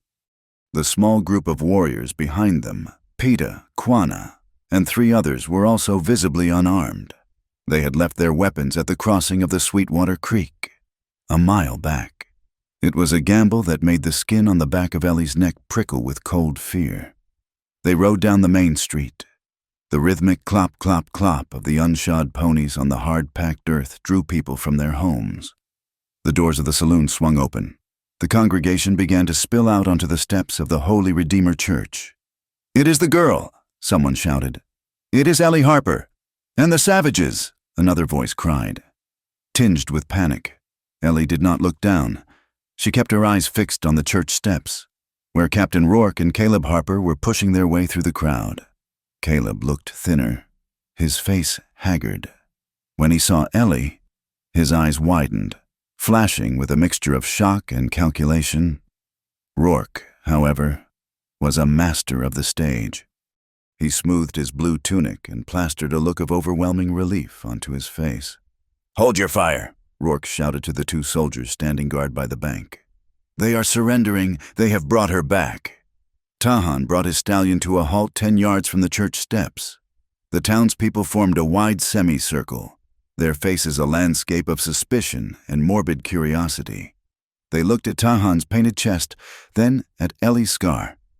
"Eleanor," Caleb called out, stepping forward with his arms open. "Thank God. We thought you were dead. We thought they had broken you." Ellie stared at him. She did not dismount. "You knew exactly where I was. Caleb, you sold the map." Her voice was not the whisper of the girl who used to hide in the kitchen. It was clear, projecting to the back of the crowd. Caleb froze. Rourke stepped in quickly, flashing a charming smile. "She is in shock," he announced to the crowd. The trauma of captivity. Come down, Miss Harper. We will get you to the doctor. We will wash the savage off you. I do not need washing, Ellie said. She swung her leg over the saddle and dropped to the ground. She did not run to Caleb. She stood next to Tahan's horse, her hand resting on the animal's shoulder. We need to speak, Ellie said. Inside, where God can hear us. She walked up the steps, past a stunned Caleb, past a narrowing-eyed Rourke, and into the church. The crowd followed, a tide of humanity sweeping into the pews. Tahan dismounted. He signaled his warriors to wait. Then he walked up the steps, alone. He cannot go in there, Mrs. Gable shrieked. A heathen in the house of the Lord. He goes where I go, Ellie said, turning at the doorway. Or do you only welcome the sinners who look like you? Silence fell. Ellie walked to the front of the altar. Tahan followed, moving with a silent grace that made the heavy-booted townsman look clumsy. He stood beside her, his dark eyes scanning the room, alert to every movement. Rourke marched to the pulpit, taking the high ground. Friends, he boomed. We witnessed a miracle. Our prayers have been answered. The captive has been returned. Now, we must do our duty. We must secure these men who dared to steal a white woman, and we must prepare to secure the valley so this never happens again. Liar, Ellie said. It was one word, but it cut through Rourke's rhetoric like a knife. Ellie turned to face the congregation. She saw the blacksmith, Mr. O'Malley. She saw the shopkeeper. She saw the women who had called her ugly. I was not stolen, Ellie said, her voice trembling slightly but gaining strength with every syllable. I was sold, traded like a sack of grain by that man there. She pointed a shaking finger at Caleb. And that man there, she pointed at Rourke. She has been brainwashed, Rourke shouted, his face flushing red. It is a known malady of captives. Was I brainwashed when I heard you in the parlor? Caleb, Ellie asked, looking directly at her stepfather. When you said I was too ugly to marry, so I might as well be useful. Was I brainwashed when you and the captain agreed to trade me for grazing rights? The crowd began to murmur. Caleb was sweating profusely, wiping his forehead with a dirty handkerchief. And you, Ellie turned to Rourke. You do not want to save me. You want a war. You sent letters asking for cannons. You want to kill the women and children in the valley because it looks good in your report. You used my face, my broken face, as your excuse. That is enough, Rourke roared. He drew his pistol. Soldiers, arrest the Indian, secure the girl. She is hysterical and dangerous. 4 soldiers near the door raised their rifles. The townspeople were confused. They looked from the red-faced captain to the scarred girl who stood with the dignity of a queen. Wait, Mr. O'Malley, the blacksmith, stepped out into the aisle. He was a giant of a man with arms like tree trunks. Let her speak. Captain, if she was sold, that ain't captivity. That is slavery. Stand down. O'Malley, Rourke warned, leveling his pistol at Tahan. This is a military matter. It is a town matter, Mrs. Miller shouted from the back, surprising everyone. She is one of us, ain't she? The tension in the room was a physical weight. A young soldier, nervous and sweating, had his rifle pointed at Tahan's chest. His finger twitched on the trigger. From the back of the church, the saloon doors swung open and a drunkard stumbled in. Confused by the commotion, seeing the guns, he panicked and fumbled for his own revolver. Indians! The drunk screamed and fired a shot into the ceiling. The sound was deafening in the enclosed space. It broke the dam. Fire! Rourke screamed, assuming the attack had begun. The nervous soldier fired. The bullet missed Tahan by an inch, shattering the wooden railing of the altar. Chaos erupted. Women screamed and dove under pews. Men scrambled for cover. Tahan moved. He did not run. He shoved Ellie down behind the heavy oak pulpit, covering her body with his own as another shot splintered the wood above their heads. Stay down, he commanded. Jake, Rourke's personal enforcer, a man with cold eyes and a long scar of his own, stepped through the smoke. He was not aiming at Tahan. He was aiming at Ellie. He knew that as long as she lived, Rourke's lie was exposed. No! Tahan shouted. He lunged from cover, not away from the gun, but toward it. But he was too far away. Jake pulled the hammer back. Ellie looked up. Seeing the black bore of the pistol, she scrambled up, not away, but placing herself directly in front of Tahan. "If you kill me," she screamed at Jake, "you kill the truth." Jake hesitated. It was one thing to shoot a savage. It was another to shoot a white woman in a church. In that second of hesitation, a massive hammer, a literal blacksmith's hammer, came flying through the air. It struck Jake in the shoulder with a sickening crunch. The gunman howled and dropped the pistol. "Mister." O'Malley charged forward, tackling the gunman. "Not in my church, you son of a bitch." Tahan did not waste the opening. He rolled, snatched the dropped pistol from the floor, and sprang toward Rourke. Rourke fired wildly, but Tahan was faster. He knocked the gun from the captain's hand and slammed him against the altar. Tahan pressed the barrel of the captured gun under Rourke's chin. The room froze. "Do it!" Peter shouted from the doorway, where he was holding off two soldiers with a chair. "Kill him! Tahan!" Rourke's eyes were wide with terror. He smelled of fear. Tahan's finger tightened on the trigger. The rage of years, the massacres, the starvation, the lies burned in his blood. One pull, and the snake was headless. "Tahan?" Ellie's voice cut through the red haze. He looked at her. She was standing amidst the shattered wood, dust in her hair, her eyes pleading. "Do not be the monster they say you are," she whispered. Show them who has the honor." Tahan looked at Rourke, then at the terrified faces of the townspeople peeking over the pews. He slowly lowered the hammer of the gun. He leaned in, whispering in Rourke's ear, "You are not worth the bullet." He shoved Rourke away. The captain stumbled, falling humiliatingly onto the steps of the altar. "We go!" Tahan shouted. He grabbed Ellie's hand. They ran down the aisle. The townspeople parted for them, stunned into inaction. O'Malley and a few other men blocked the soldiers who tried to pursue. "Let them go!" O'Malley shouted. The girl spoke true. Ellie and Tahan burst out into the sunlight. They mounted their horses, the other warriors joining them. "To the fort!"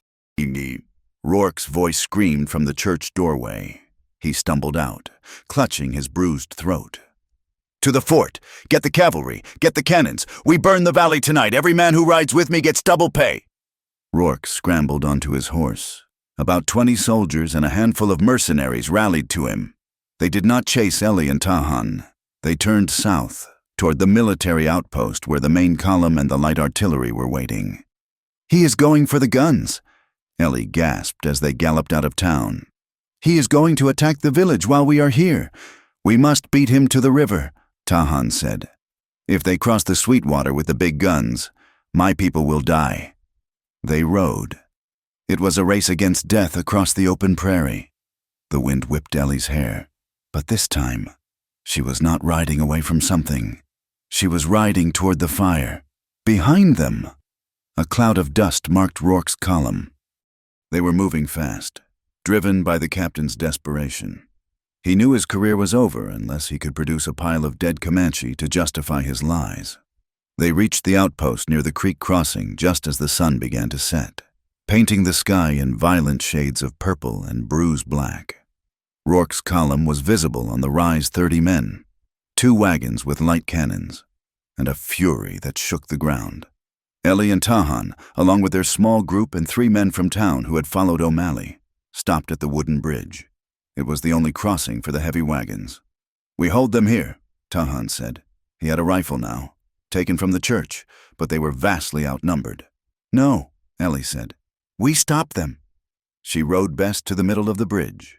She sat there, a lone figure in a gray dress, blocking the path of the U.S. Army. "Ellie, get back," Tahan shouted. "They will not run me down," Ellie said. "They are boys, Tahan, not monsters, just boys led by one." The column thundered to a halt. The lead soldiers, young men with peach fuzz on their cheeks, pulled up their horses, confused by the sight of a white woman blocking the bridge. Rourke rode to the front. His uniform was torn, his eyes wild. Caleb Harper rode beside him, looking sick and terrified. "Move aside," "Miss Harper," Rourke screamed. "You are obstructing a military operation. I am obstructing a murder," Ellie shouted back. She looked at the young soldiers. "Look at me. Do I look tortured? Do I look like a captive?" The soldiers shifted uneasily. "He lied to you," Ellie continued, pointing at Rourke. "He wants you to kill women and children so he can get a promotion. Are you soldiers or are you butchers?" "She is mad," Rourke yelled. "She is a traitor, Sergeant. Shoot her." The sergeant, a grizzled veteran, lowered his rifle. "Sir, I cannot shoot an unarmed civilian. She is a white woman." "She is an Indian lover," Rourke shrieked. He pulled his own revolver. "If you will not do it, I will." He raised the gun, aiming directly at Ellie's chest. Time seemed to slow down. Ellie saw the black hole of the barrel. She saw the madness in Rourke's eyes. She did not move. She would not give him the satisfaction of seeing her flinch. But Tahan moved, with a cry that was half human, half animal. Tahan spurred his stallion. He did not ride away. He rode straight at Ellie, launching himself from his horse in a desperate dive. Bang! The shot rang out. Ellie felt a heavy weight slam into her, knocking her from the saddle. She hit the wooden planks of the bridge hard, the breath driven from her lungs. Warm liquid splashed across her face. "Tahan!" she screamed. He lay on top of her, his weight heavy. He rolled off, gasping. A dark spot was spreading rapidly across the buckskin of his shoulder, high near the neck. Did I get it?" Tahan wheezed, his eyes losing focus. "No, no, no!" Ellie cried, pressing her hands against the wound. The blood pumped hot and fast over her fingers. Rourke laughed. It was a high, jagged sound. He cocked the hammer for a second shot. 2 birds, 1 stone. He aimed at them both, huddled on the bridge. "No!" The shout came from Caleb Harper, the rancher who had spent his life bowing to power, who had sold his stepdaughter for dirt, looked at the scene. He saw Ellie covered in blood. He saw the man she loved, the savage, taking a bullet meant for her, and he saw Rourke, a man with no soul, preparing to execute them. Something in Caleb broke, or perhaps something woke up. "No more," Caleb shouted. He lunged from his horse, grabbing Rourke's arm. "Get off me, you fool," Rourke snarled, turning the gun toward Caleb. They wrestled. The horses danced and panicked. Caleb was heavy, but Rourke was desperate. They fell from their saddles, crashing into the dust, rolling toward the edge of the ravine. "The gun," a soldier shouted. There was a struggle in the dirt. A flash of metal. Caleb was trying to wrench the pistol away. Rourke was trying to fire. Bang! The sound was muffled, close to the body. Both men went still. For a long second, neither moved. Then, Caleb Harper rolled away, clutching his stomach, groaning. Captain Rourke did not move. He lay on his back, his eyes staring up at the darkening sky. A small, smoking hole in the center of his chest. The architect of the war was dead. Silence descended on the creek. The wind blew, rustling the dry grass. Ellie did not look at the dead man. She looked only at Tahan. His face was gray. His breathing was shallow and wet. "Tahan," she whispered, her tears mixing with the blood on his chest. "Stay with me. You promised to wait. You promised." Tahan's eyes fluttered open. He looked at her, then at the sky. A faint, bloody smile touched his lips. "I am waiting," he whispered. Then his eyes closed, and his head lolled back against the wooden planks. "Help him!" Ellie screamed at the soldiers, at the townspeople, at the sky. "Somebody help him, mister." O'Malley ran forward, carrying a medical bag he had snatched from the wagon. The young sergeant dismounted, looking at his dead captain, then at the grieving woman. He took off his hat. "Wagon," the sergeant barked at his men. "Bring the medical wagon now." Ellie bent over Tahan, pressing her forehead against his, willing her own life to flow into him. The climax of the violence had passed, leaving only the terrible, quiet question of who would survive the night. The dust had settled on the wooden bridge, but the air still tasted of copper and burnt powder. The sun had dipped below the horizon, leaving the world in a bruised twilight of purple and gray. Tahan lay on the planks, his breathing a wet, ragged sound that tore at Eleanor Harper's heart. The bullet had taken him high in the chest, near the shoulder, shattering the collarbone and nicking something deep and vital. Blood dark as oil pumped between Ellie's fingers as she pressed down on the wound with the shredded hem of her petticoat. "Do not move him," Ellie shouted. Her voice, usually so soft in the parlor of her stepfather's house, cracked like a whip across the silence. The young army sergeant, a boy of perhaps 20 named Miller, stepped forward, his hands shaking as he reached for Tahan's legs. "We need to get him to the wagon, ma'am," Miller stammered. "If you move him now, the bone will sever the artery and he will bleed out in 3 heartbeats." Ellie snapped. She did not look up. Her entire world narrowed to the red pulse beneath her hands. "Bring the medical kit, the one with the clamps, now!" Miller scrambled to obey. Around them, the surviving Comanche warriors and the soldiers stood in a tense, confused circle. The architect of their hate, Captain Rourke, lay dead in the dirt, his eyes staring blindly at the rising moon. Without his screaming orders, the animosity had drained away, leaving only exhausted men looking at the carnage they had wrought. "Wheat!" Ellie called out, using the Comanche name for the shaman, praying he was among the riders. The old medicine man pushed through the line of soldiers. He did not look at the uniforms. He knelt beside Ellie, his weathered face grim. He saw her hands' white knuckles stained crimson, holding the life of the war chief inside his body. He nodded once, a sharp, approving gesture. He pulled a pouch of dried moss and a paste of yarrow from his belt. "Hold," Wheat said in Comanche. Ellie understood. Together, the white woman and the medicine man worked. Ellie used the steel clamp from the army kit to pinch the bleeder, her hands steady despite the terror screaming in her mind. Wheaty packed the wound with the moss, binding it tight with strips of leather and linen. It was then that the thunder of hooves announced the arrival of the main Comanche force. Quanah rode onto the bridge at the head of 50 warriors. They were painted for war, their lances ready. They saw the dead bodies. They saw the soldiers. A roar of rage went up, and bows were drawn. "Stop!" Ellie stood up. She was covered in blood, her dress, her arms, her face. She looked like a spirit rising from a slaughter. She stood between the soldiers and the charging warriors, her arms spread wide. "There is no fight here," she screamed in Comanche. The words, "Raw." "Rourke is dead, the fight is done." Quanah pulled his horse up so hard the animal reared. He looked down at the scene. He saw Rourke's body. He saw Caleb Harper sitting dazed by a wagon wheel.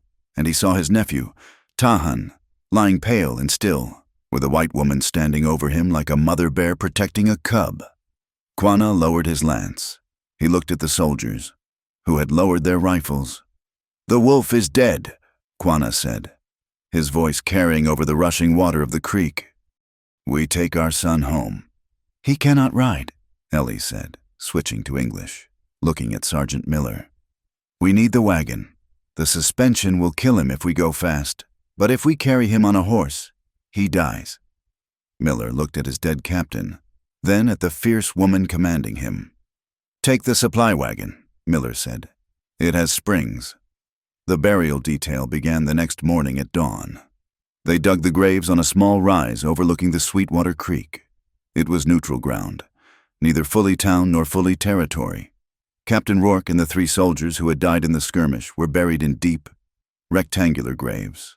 The parson from Dusty Ford, a thin man who had ridden out with the supply train, read from the good book. His voice was thin and reedy in the vast silence of the plains. Ashes to ashes, dust to dust. 50 yards away, the Comanche prepared their dead. They did not bury them in the ground to be suffocated by dirt. They wrapped them in blankets and placed them on scaffolds built of cedar, facing the rising sun, so their spirits could walk the star path. Ellie stood between the 2 groups. She wore a borrowed soldier's coat over her ruined dress. She listened to the parson speak of Christian mercy. Then, she turned and listened to the deep, rhythmic chant of the Comanche death song.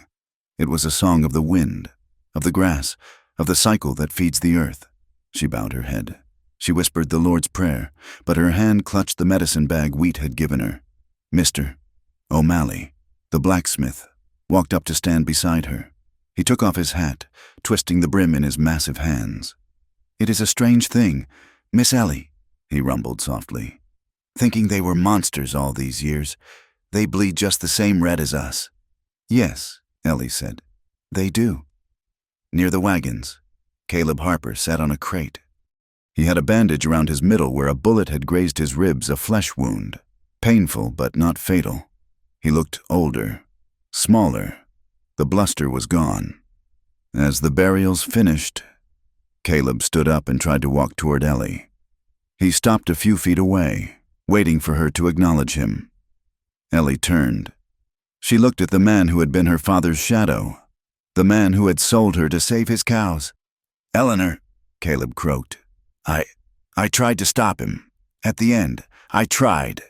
"You tried to stop him because you saw the tide turning." "Caleb," Ellie said. Her voice was devoid of anger. It was simply empty of him. "You saw that Rourke was going to kill your investment." "I am your father," Caleb pleaded, looking around at the soldiers and townspeople who were watching with stony faces. "I have nowhere else." "My father is dead," Ellie said. "And you have the double H. Although, without the army contract Rourke promised, and with the bank knowing you lied about the raids, I doubt you will have it for long." "You cannot leave me," Caleb whispered. "I am ruined. The town, they will not speak to me. Then you will know how I felt for 16 years, Ellie said. She turned her back on him. She walked toward the wagon where Tahan lay. She did not look back as Caleb Harper sank down into the dust, a man alone in a crowd. 2 days later, a new officer arrived from Fort Sill. Major Sutcliffe was a man of a different breed than Rourke. He was older, with kind eyes and a weariness that spoke of too many years on the frontier. He was a surveyor by trade, a man who measured land rather than conquered it. He set up a temporary inquiry at the outpost. Ellie sat in the chair opposite his desk. She had washed the blood from her hair, but she still wore the Comanche braids. "Captain Rourke's logs indicate a hostile kidnapping," Major Sutcliffe said, adjusting his spectacles.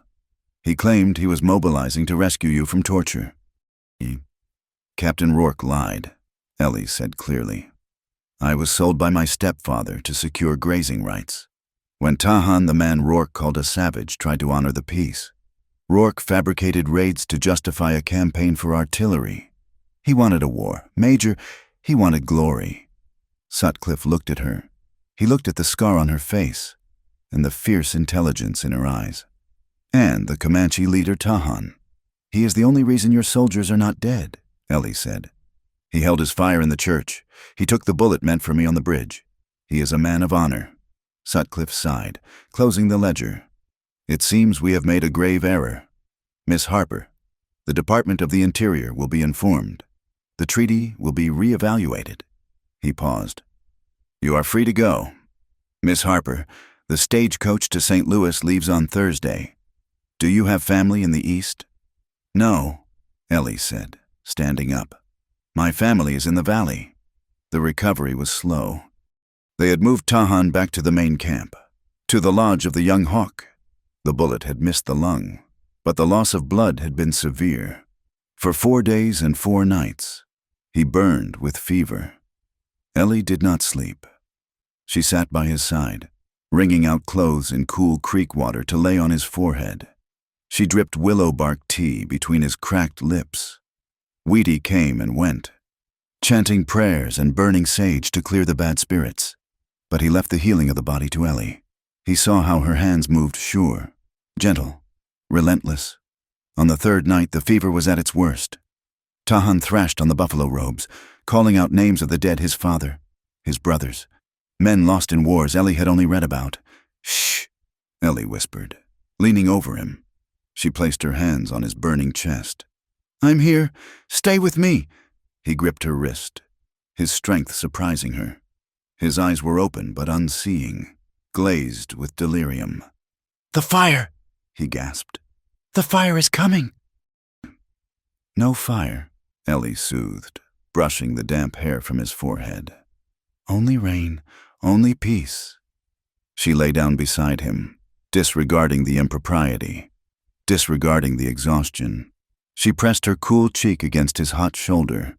"You promised," she whispered into the darkness. "You promised to wait until I chose. Well, I am choosing now. Do not you dare die and leave me alone in these two worlds. Do not you dare leave me to be just a scar again." She cried then, silent tears that soaked into the furs. She had spent her life building walls to keep people out, to keep the herd out. Tahan had walked right through them. If he died, he would take the best part of her with him. Outside the lodge, the wind howled. But inside, Ellie held on to him as if she could anchor his soul to his body by sheer force of will. The next afternoon, while Tahan slept a more natural, restful sleep, a shadow fell across the lodge entrance. It was Quanah. He stood outside, respectful of the space. Ellie stepped out to meet him. The camp was busy, life returning to its rhythm, but eyes still followed her. "He lives?" Quanah asked. "The fever broke this morning," Ellie said. "He is weak, but he is Tahan." Quanah nodded. He looked at the women working near the fire.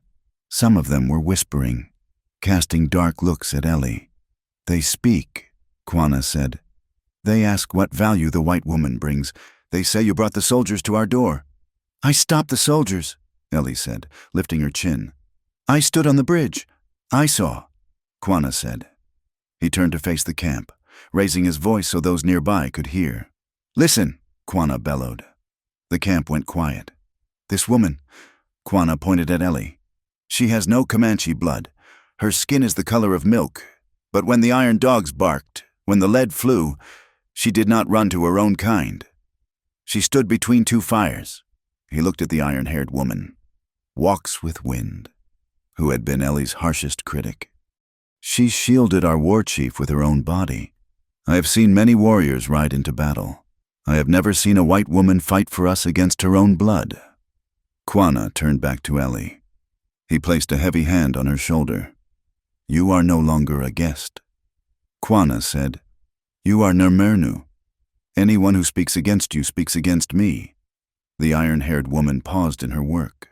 She looked at Ellie, slowly, deliberately. She raised her hand in a sign of respect. Ellie let out a breath she didn't know she had been holding. News of the Battle of the Bridge traveled fast. It reached Dusty Ford, and then it reached the newspapers in the east.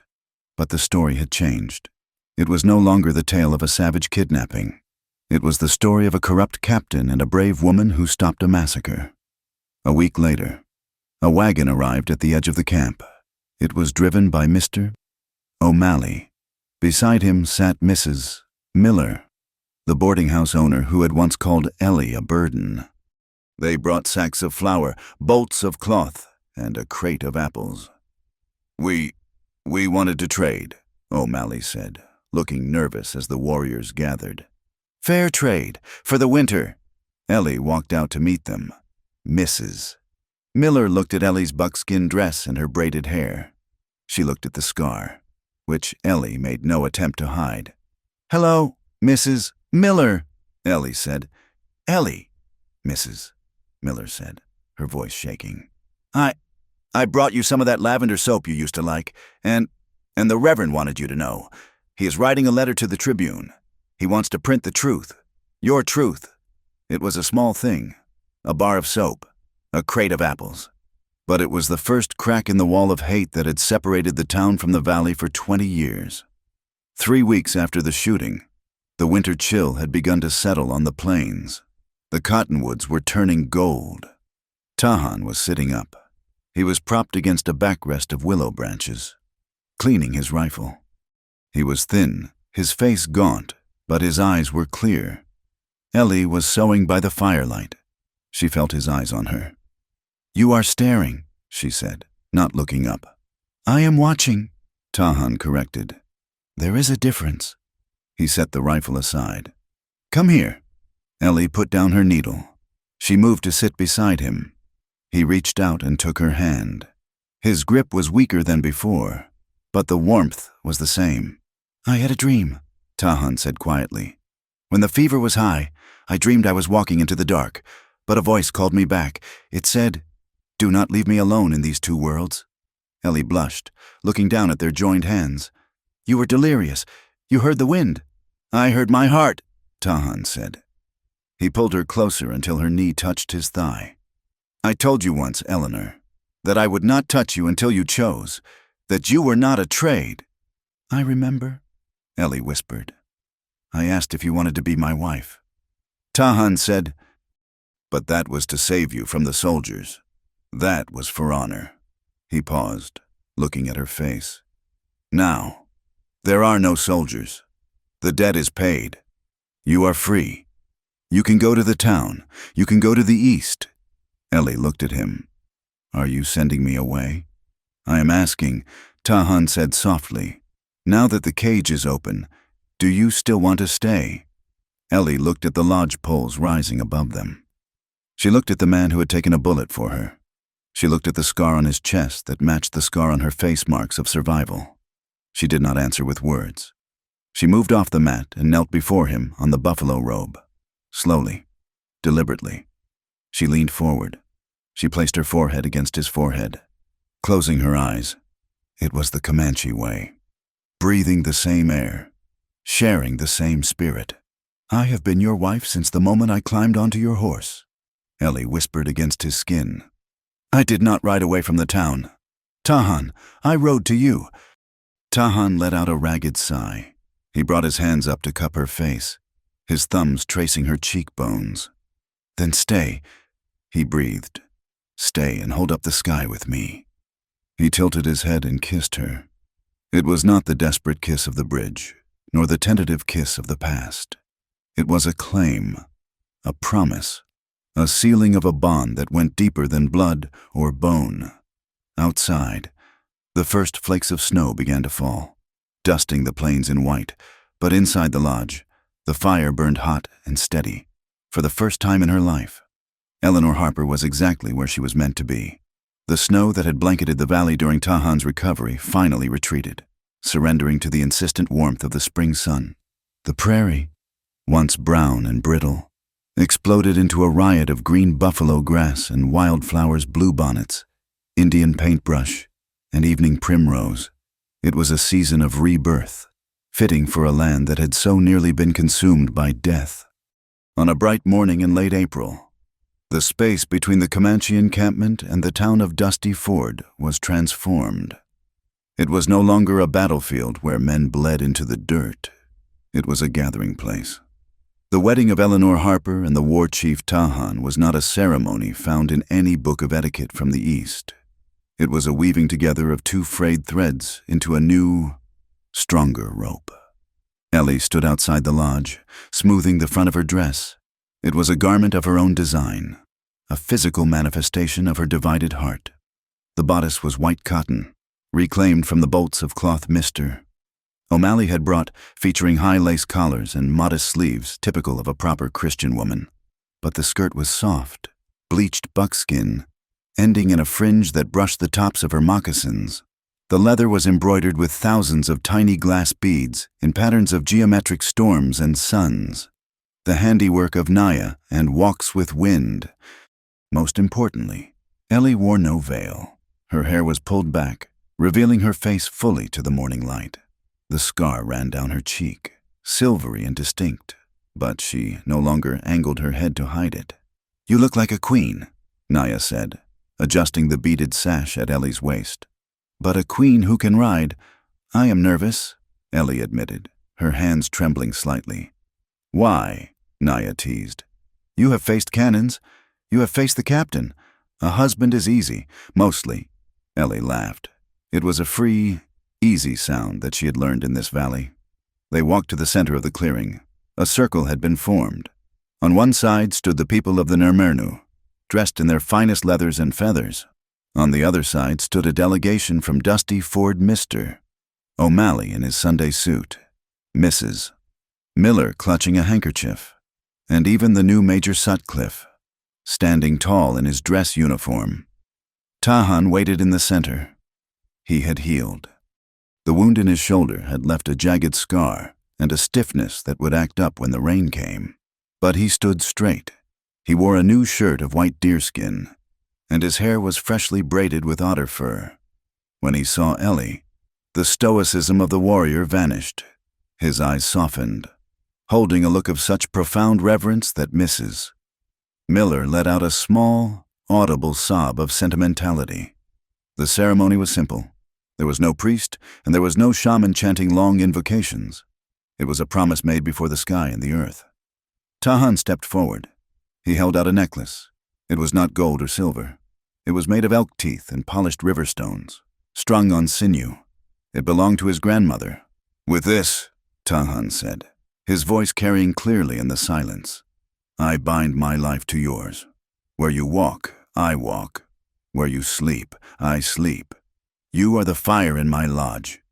He placed the necklace over Ellie's head. The heavy stone settled against her collarbone, a weight of history and belonging. Ellie reached into her pocket. She pulled out a square of delicate lace.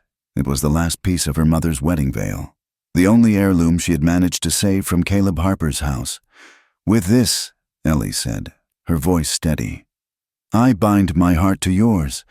Your people are my people. Your fight is my fight. You are the shield of my soul."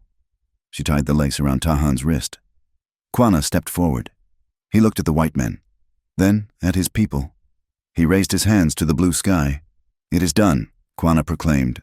"Two paths become one road." Cheers erupted. The Comanche women trilled their high-pitched cry of celebration, while the townspeople clapped politely, then enthusiastically. It was a cacophony of cultures, discordant but joyful. Later, the feast was held. Roasted venison was served alongside apple pies baked by Mrs. Miller.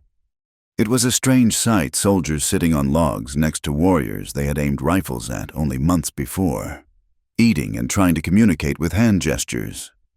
Caleb Harper was not there. He had left Dusty Ford a month prior, his reputation in tatters, the bank having foreclosed on the Double H. Rumor said he had drifted north to the goldfields, a bitter man chasing a fortune he would never find. Ellie did not miss him. Her family was here, sitting around her on the grass. The peace that followed the wedding was not a fairy tale. It was a contract, forged in iron and ink, but maintained by respect. Major Sutcliffe proved to be a man of his word. A formal council was held a week after the wedding in the shadow of the Twin Buttes. The agreement was pragmatic. The Comanche retained full sovereignty over the Sacred Valley and the northern canyons. In exchange, they allowed the Texas cattle herds to cross the river at 2 specific fords, provided a toll of 10 head of cattle was paid for every 100 that crossed. "It is a fair price for safe passage," Major Sutcliffe had said, signing the document.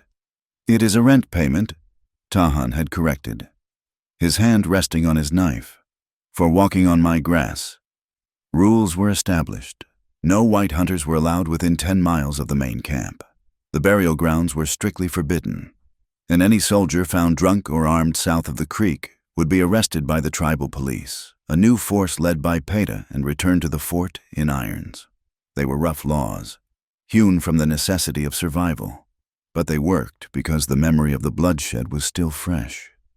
Every man in Dusty Ford knew that the savages had defeated Rourke's column not with numbers, but with a ferocious will to protect their own. And every Comanche knew that the white woman who lived among them had saved them from the cannons. Ellie became the linchpin of this new world. She found her purpose not just as a wife, but as a bridge. Every morning, she rode best to a spot near the river where a large oak tree spread its branches. It became her classroom. It started with the children of the tribe. She taught them the marks on the paper, the English alphabet. She taught them the words they would need to survive in a world that was encroaching on them: treaty, law, doctor, merchant. But it did not stop there.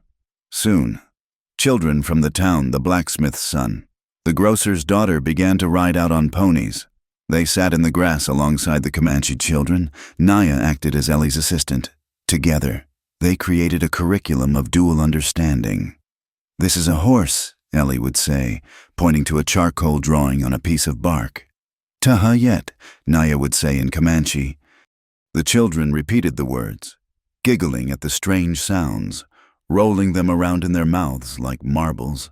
They played tag together during the breaks, a chaotic mix of skirts and leggings, English shouts and Comanche laughter. They did not see enemies. They saw playmates.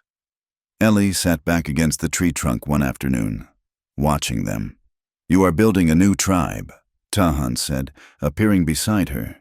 He had been patrolling the herd, watching for wolves. "I am building a future," Ellie corrected. "If they learn to speak to each other now, perhaps they will not have to shoot at each other when they are men." Tahan looked at the children. He watched a young Comanche boy help the blacksmith's son up from a tumble. "It is good magic," Tahan agreed. "Stronger than guns." Yet, the world outside the valley was slow to change. Prejudice was a weed with deep roots. In midsummer, the stagecoach brought new settlers to Dusty Ford. They were people from the deep south and the east, bringing with them their trunks, their pianos, and their rigid ideas of civilization. One evening, Ellie and Tahan rode into town to trade hides for coffee and ink. As they walked down the boardwalk, Ellie felt the familiar prickle of stares. Two young women, dressed in the latest fashion with bustles and silk bonnets, stood outside the milliner's shop. They stopped talking as Ellie passed. "Is that her?" one whispered loudly. "The one who lives with them?" "Yes," the other replied, creating a dramatic shiver. "Look at her face, that dreadful scar. And look at the way she dresses, like a squaw. I suppose it is fitting. Only a beast would take a wife so damaged." Ellie stopped. The old shame, the ghost of the girl who used to hide in the attic, tried to rise up. It whispered that she was ugly, that she was a spectacle. But then she felt a hand on the small of her back. It was warm, firm, and grounding. She turned to look at Tahan. He was holding the reins of a foal they were training. He was not looking at the women. He was looking at her. His eyes were dark and infinite. In them, she saw her reflection. She did not see a scar. She saw the woman who had ridden through a storm. She saw the woman who had stood on a bridge and defied an army. She saw the woman he loved with a ferocity that burned brighter than any fire. "Eleanor?" Tahan asked softly. "Is something wrong?" Ellie looked back at the women. They seemed small now. Their painted faces and pinched expressions seemed petty, trapped in a cage of their own making. "No." Ellie smiled. It was a radiant, genuine smile. "Nothing is wrong. The wind is just blowing dust." She took Tahan's arm. "Come, let us go home." They walked past the women, heads high, leaving the whispers to die in the empty air. The judgment of strangers had lost its power. Ellie Harper knew who she was. Late summer brought the heat, baking the plains into gold. One night, when the moon was a thin sliver of silver, Ellie and Tahan climbed the high hill overlooking the valley. It was the same hill where Ellie had stood months ago, alone and hopeless, looking at the distant smoke of the camp. Now, a great oak tree stood sentinel there, its roots drinking deep from the earth. They laid a buffalo robe beneath the branches and lay down, staring up at the canopy of stars. The Milky Way was a river of diamond dust spilled across the black velvet of the sky. "The old ones say the stars are the campfires of our ancestors," Tahan said, his arm pillowing Ellie's head. "My father must have a bright fire then," Ellie murmured. "He would have liked you, Tahan. He liked poetry. And you are poetry in motion." Tahan chuckled, the sound vibrating through his chest. "I am a warrior. Eleanor, not a poet." "You are both," she said. She turned on her side to face him. In the starlight, the scar on her face was a line of shadow. Tahan reached out. He traced the line of the scar with his fingertip, a gesture that had become their silent language of love. He did not trace it with pity, but with reverence. "My map," he whispered. He leaned in and kissed the top of the scar, near her temple. Then he kissed the middle, on her cheekbone. And finally, he kissed the end of it, near her jaw. It was an act of worship. He was kissing the pain away, replacing the memory of the fire with the memory of his touch. "I love you," Ellie whispered. Tahan pulled her closer. wrapping the robe around them both, creating a cocoon against the vastness of the night. "I am yours," he answered, "until the last star fades." The fireflies danced in the grass around them, and the wind whispered through the leaves of the oak tree. The shadows of the two lovers merged into one on the hillside, fading into the darkness, safe, desired, and infinitely cherished. Autumn came with a crisp bite in the air, turning the leaves of the cottonwoods into trembling gold coins. Ellie sat outside the lodge, working on a pair of tiny moccasins. She had been feeling strange for weeks, a fluttering in her stomach like the wings of a trapped butterfly, and a tiredness that no amount of sleep could cure. Naya sat beside her, grinding corn. She watched Ellie work, her eyes dancing with amusement. "Those are too small for Tahan," Naya observed. "Unless his feet have shrunk." Ellie smiled, smoothing the soft leather. "They are not for Tahan." She looked up at the hill where she and Tahan had lain under the stars. She placed a hand on her stomach. She was not afraid. For years, she had been told her body was ruined, that it was a vessel of ugliness, fit only for work or to be discarded. But now, that same body was performing the oldest miracle of all. It was knitting together a new life. A life made from the fire of the white world and the earth of the Comanche. Tahan rode in from the hunt, sliding off his horse with the easy grace of a man comfortable in his skin. He walked over to them, noting the tiny moccasins in Ellie's lap. He stopped. He looked at the shoes, then at Ellie's face. His eyes widened. The fierce war chief looked, for a moment, completely stunned. "Eleanor," he asked, his voice rough. "We are going to need a bigger lodge," Ellie said softly. Tahan dropped to his knees. He ignored Naya's giggles. He placed his large, calloused hands over Ellie's hands on her stomach. He looked at her with a wonder that took her breath away. "A son?" he asked. "Or a daughter?" Ellie said. "A daughter with fire in her blood?" Naya leaned over, poking Tahan in the ribs.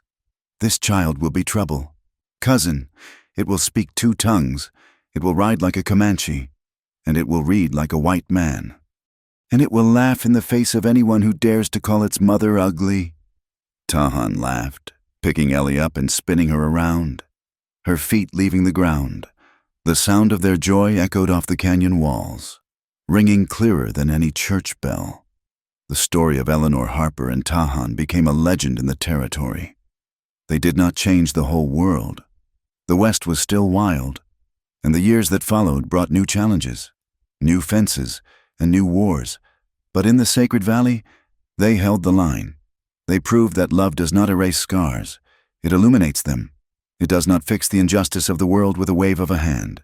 But it gives 2 people the courage to stand back to back against the storm and say, "We are here. We remain." The beauty that Ellie found was not in a mirror. It was in the eyes of the man who saw her soul. It was in the laughter of the children in her school. It was in the freedom of the open range. The girl who was too ugly to marry had found a love that was beautiful enough to save a world. And that, in the end, was the only beauty that mattered. Thank you so much for listening to this story of Ellie and Tahan. I hope their journey touched your heart as much as it did mine. I would love to know where you are listening from today. Please leave a comment below telling me your city or country, and share your thoughts on the ending. Did you like the twist? If you enjoyed this story, please subscribe to my channel, Wild West Tales, for more emotional and adventurous stories from the frontier. Do not forget to like this video and hit that hype button to help this story be heard by more people around the world.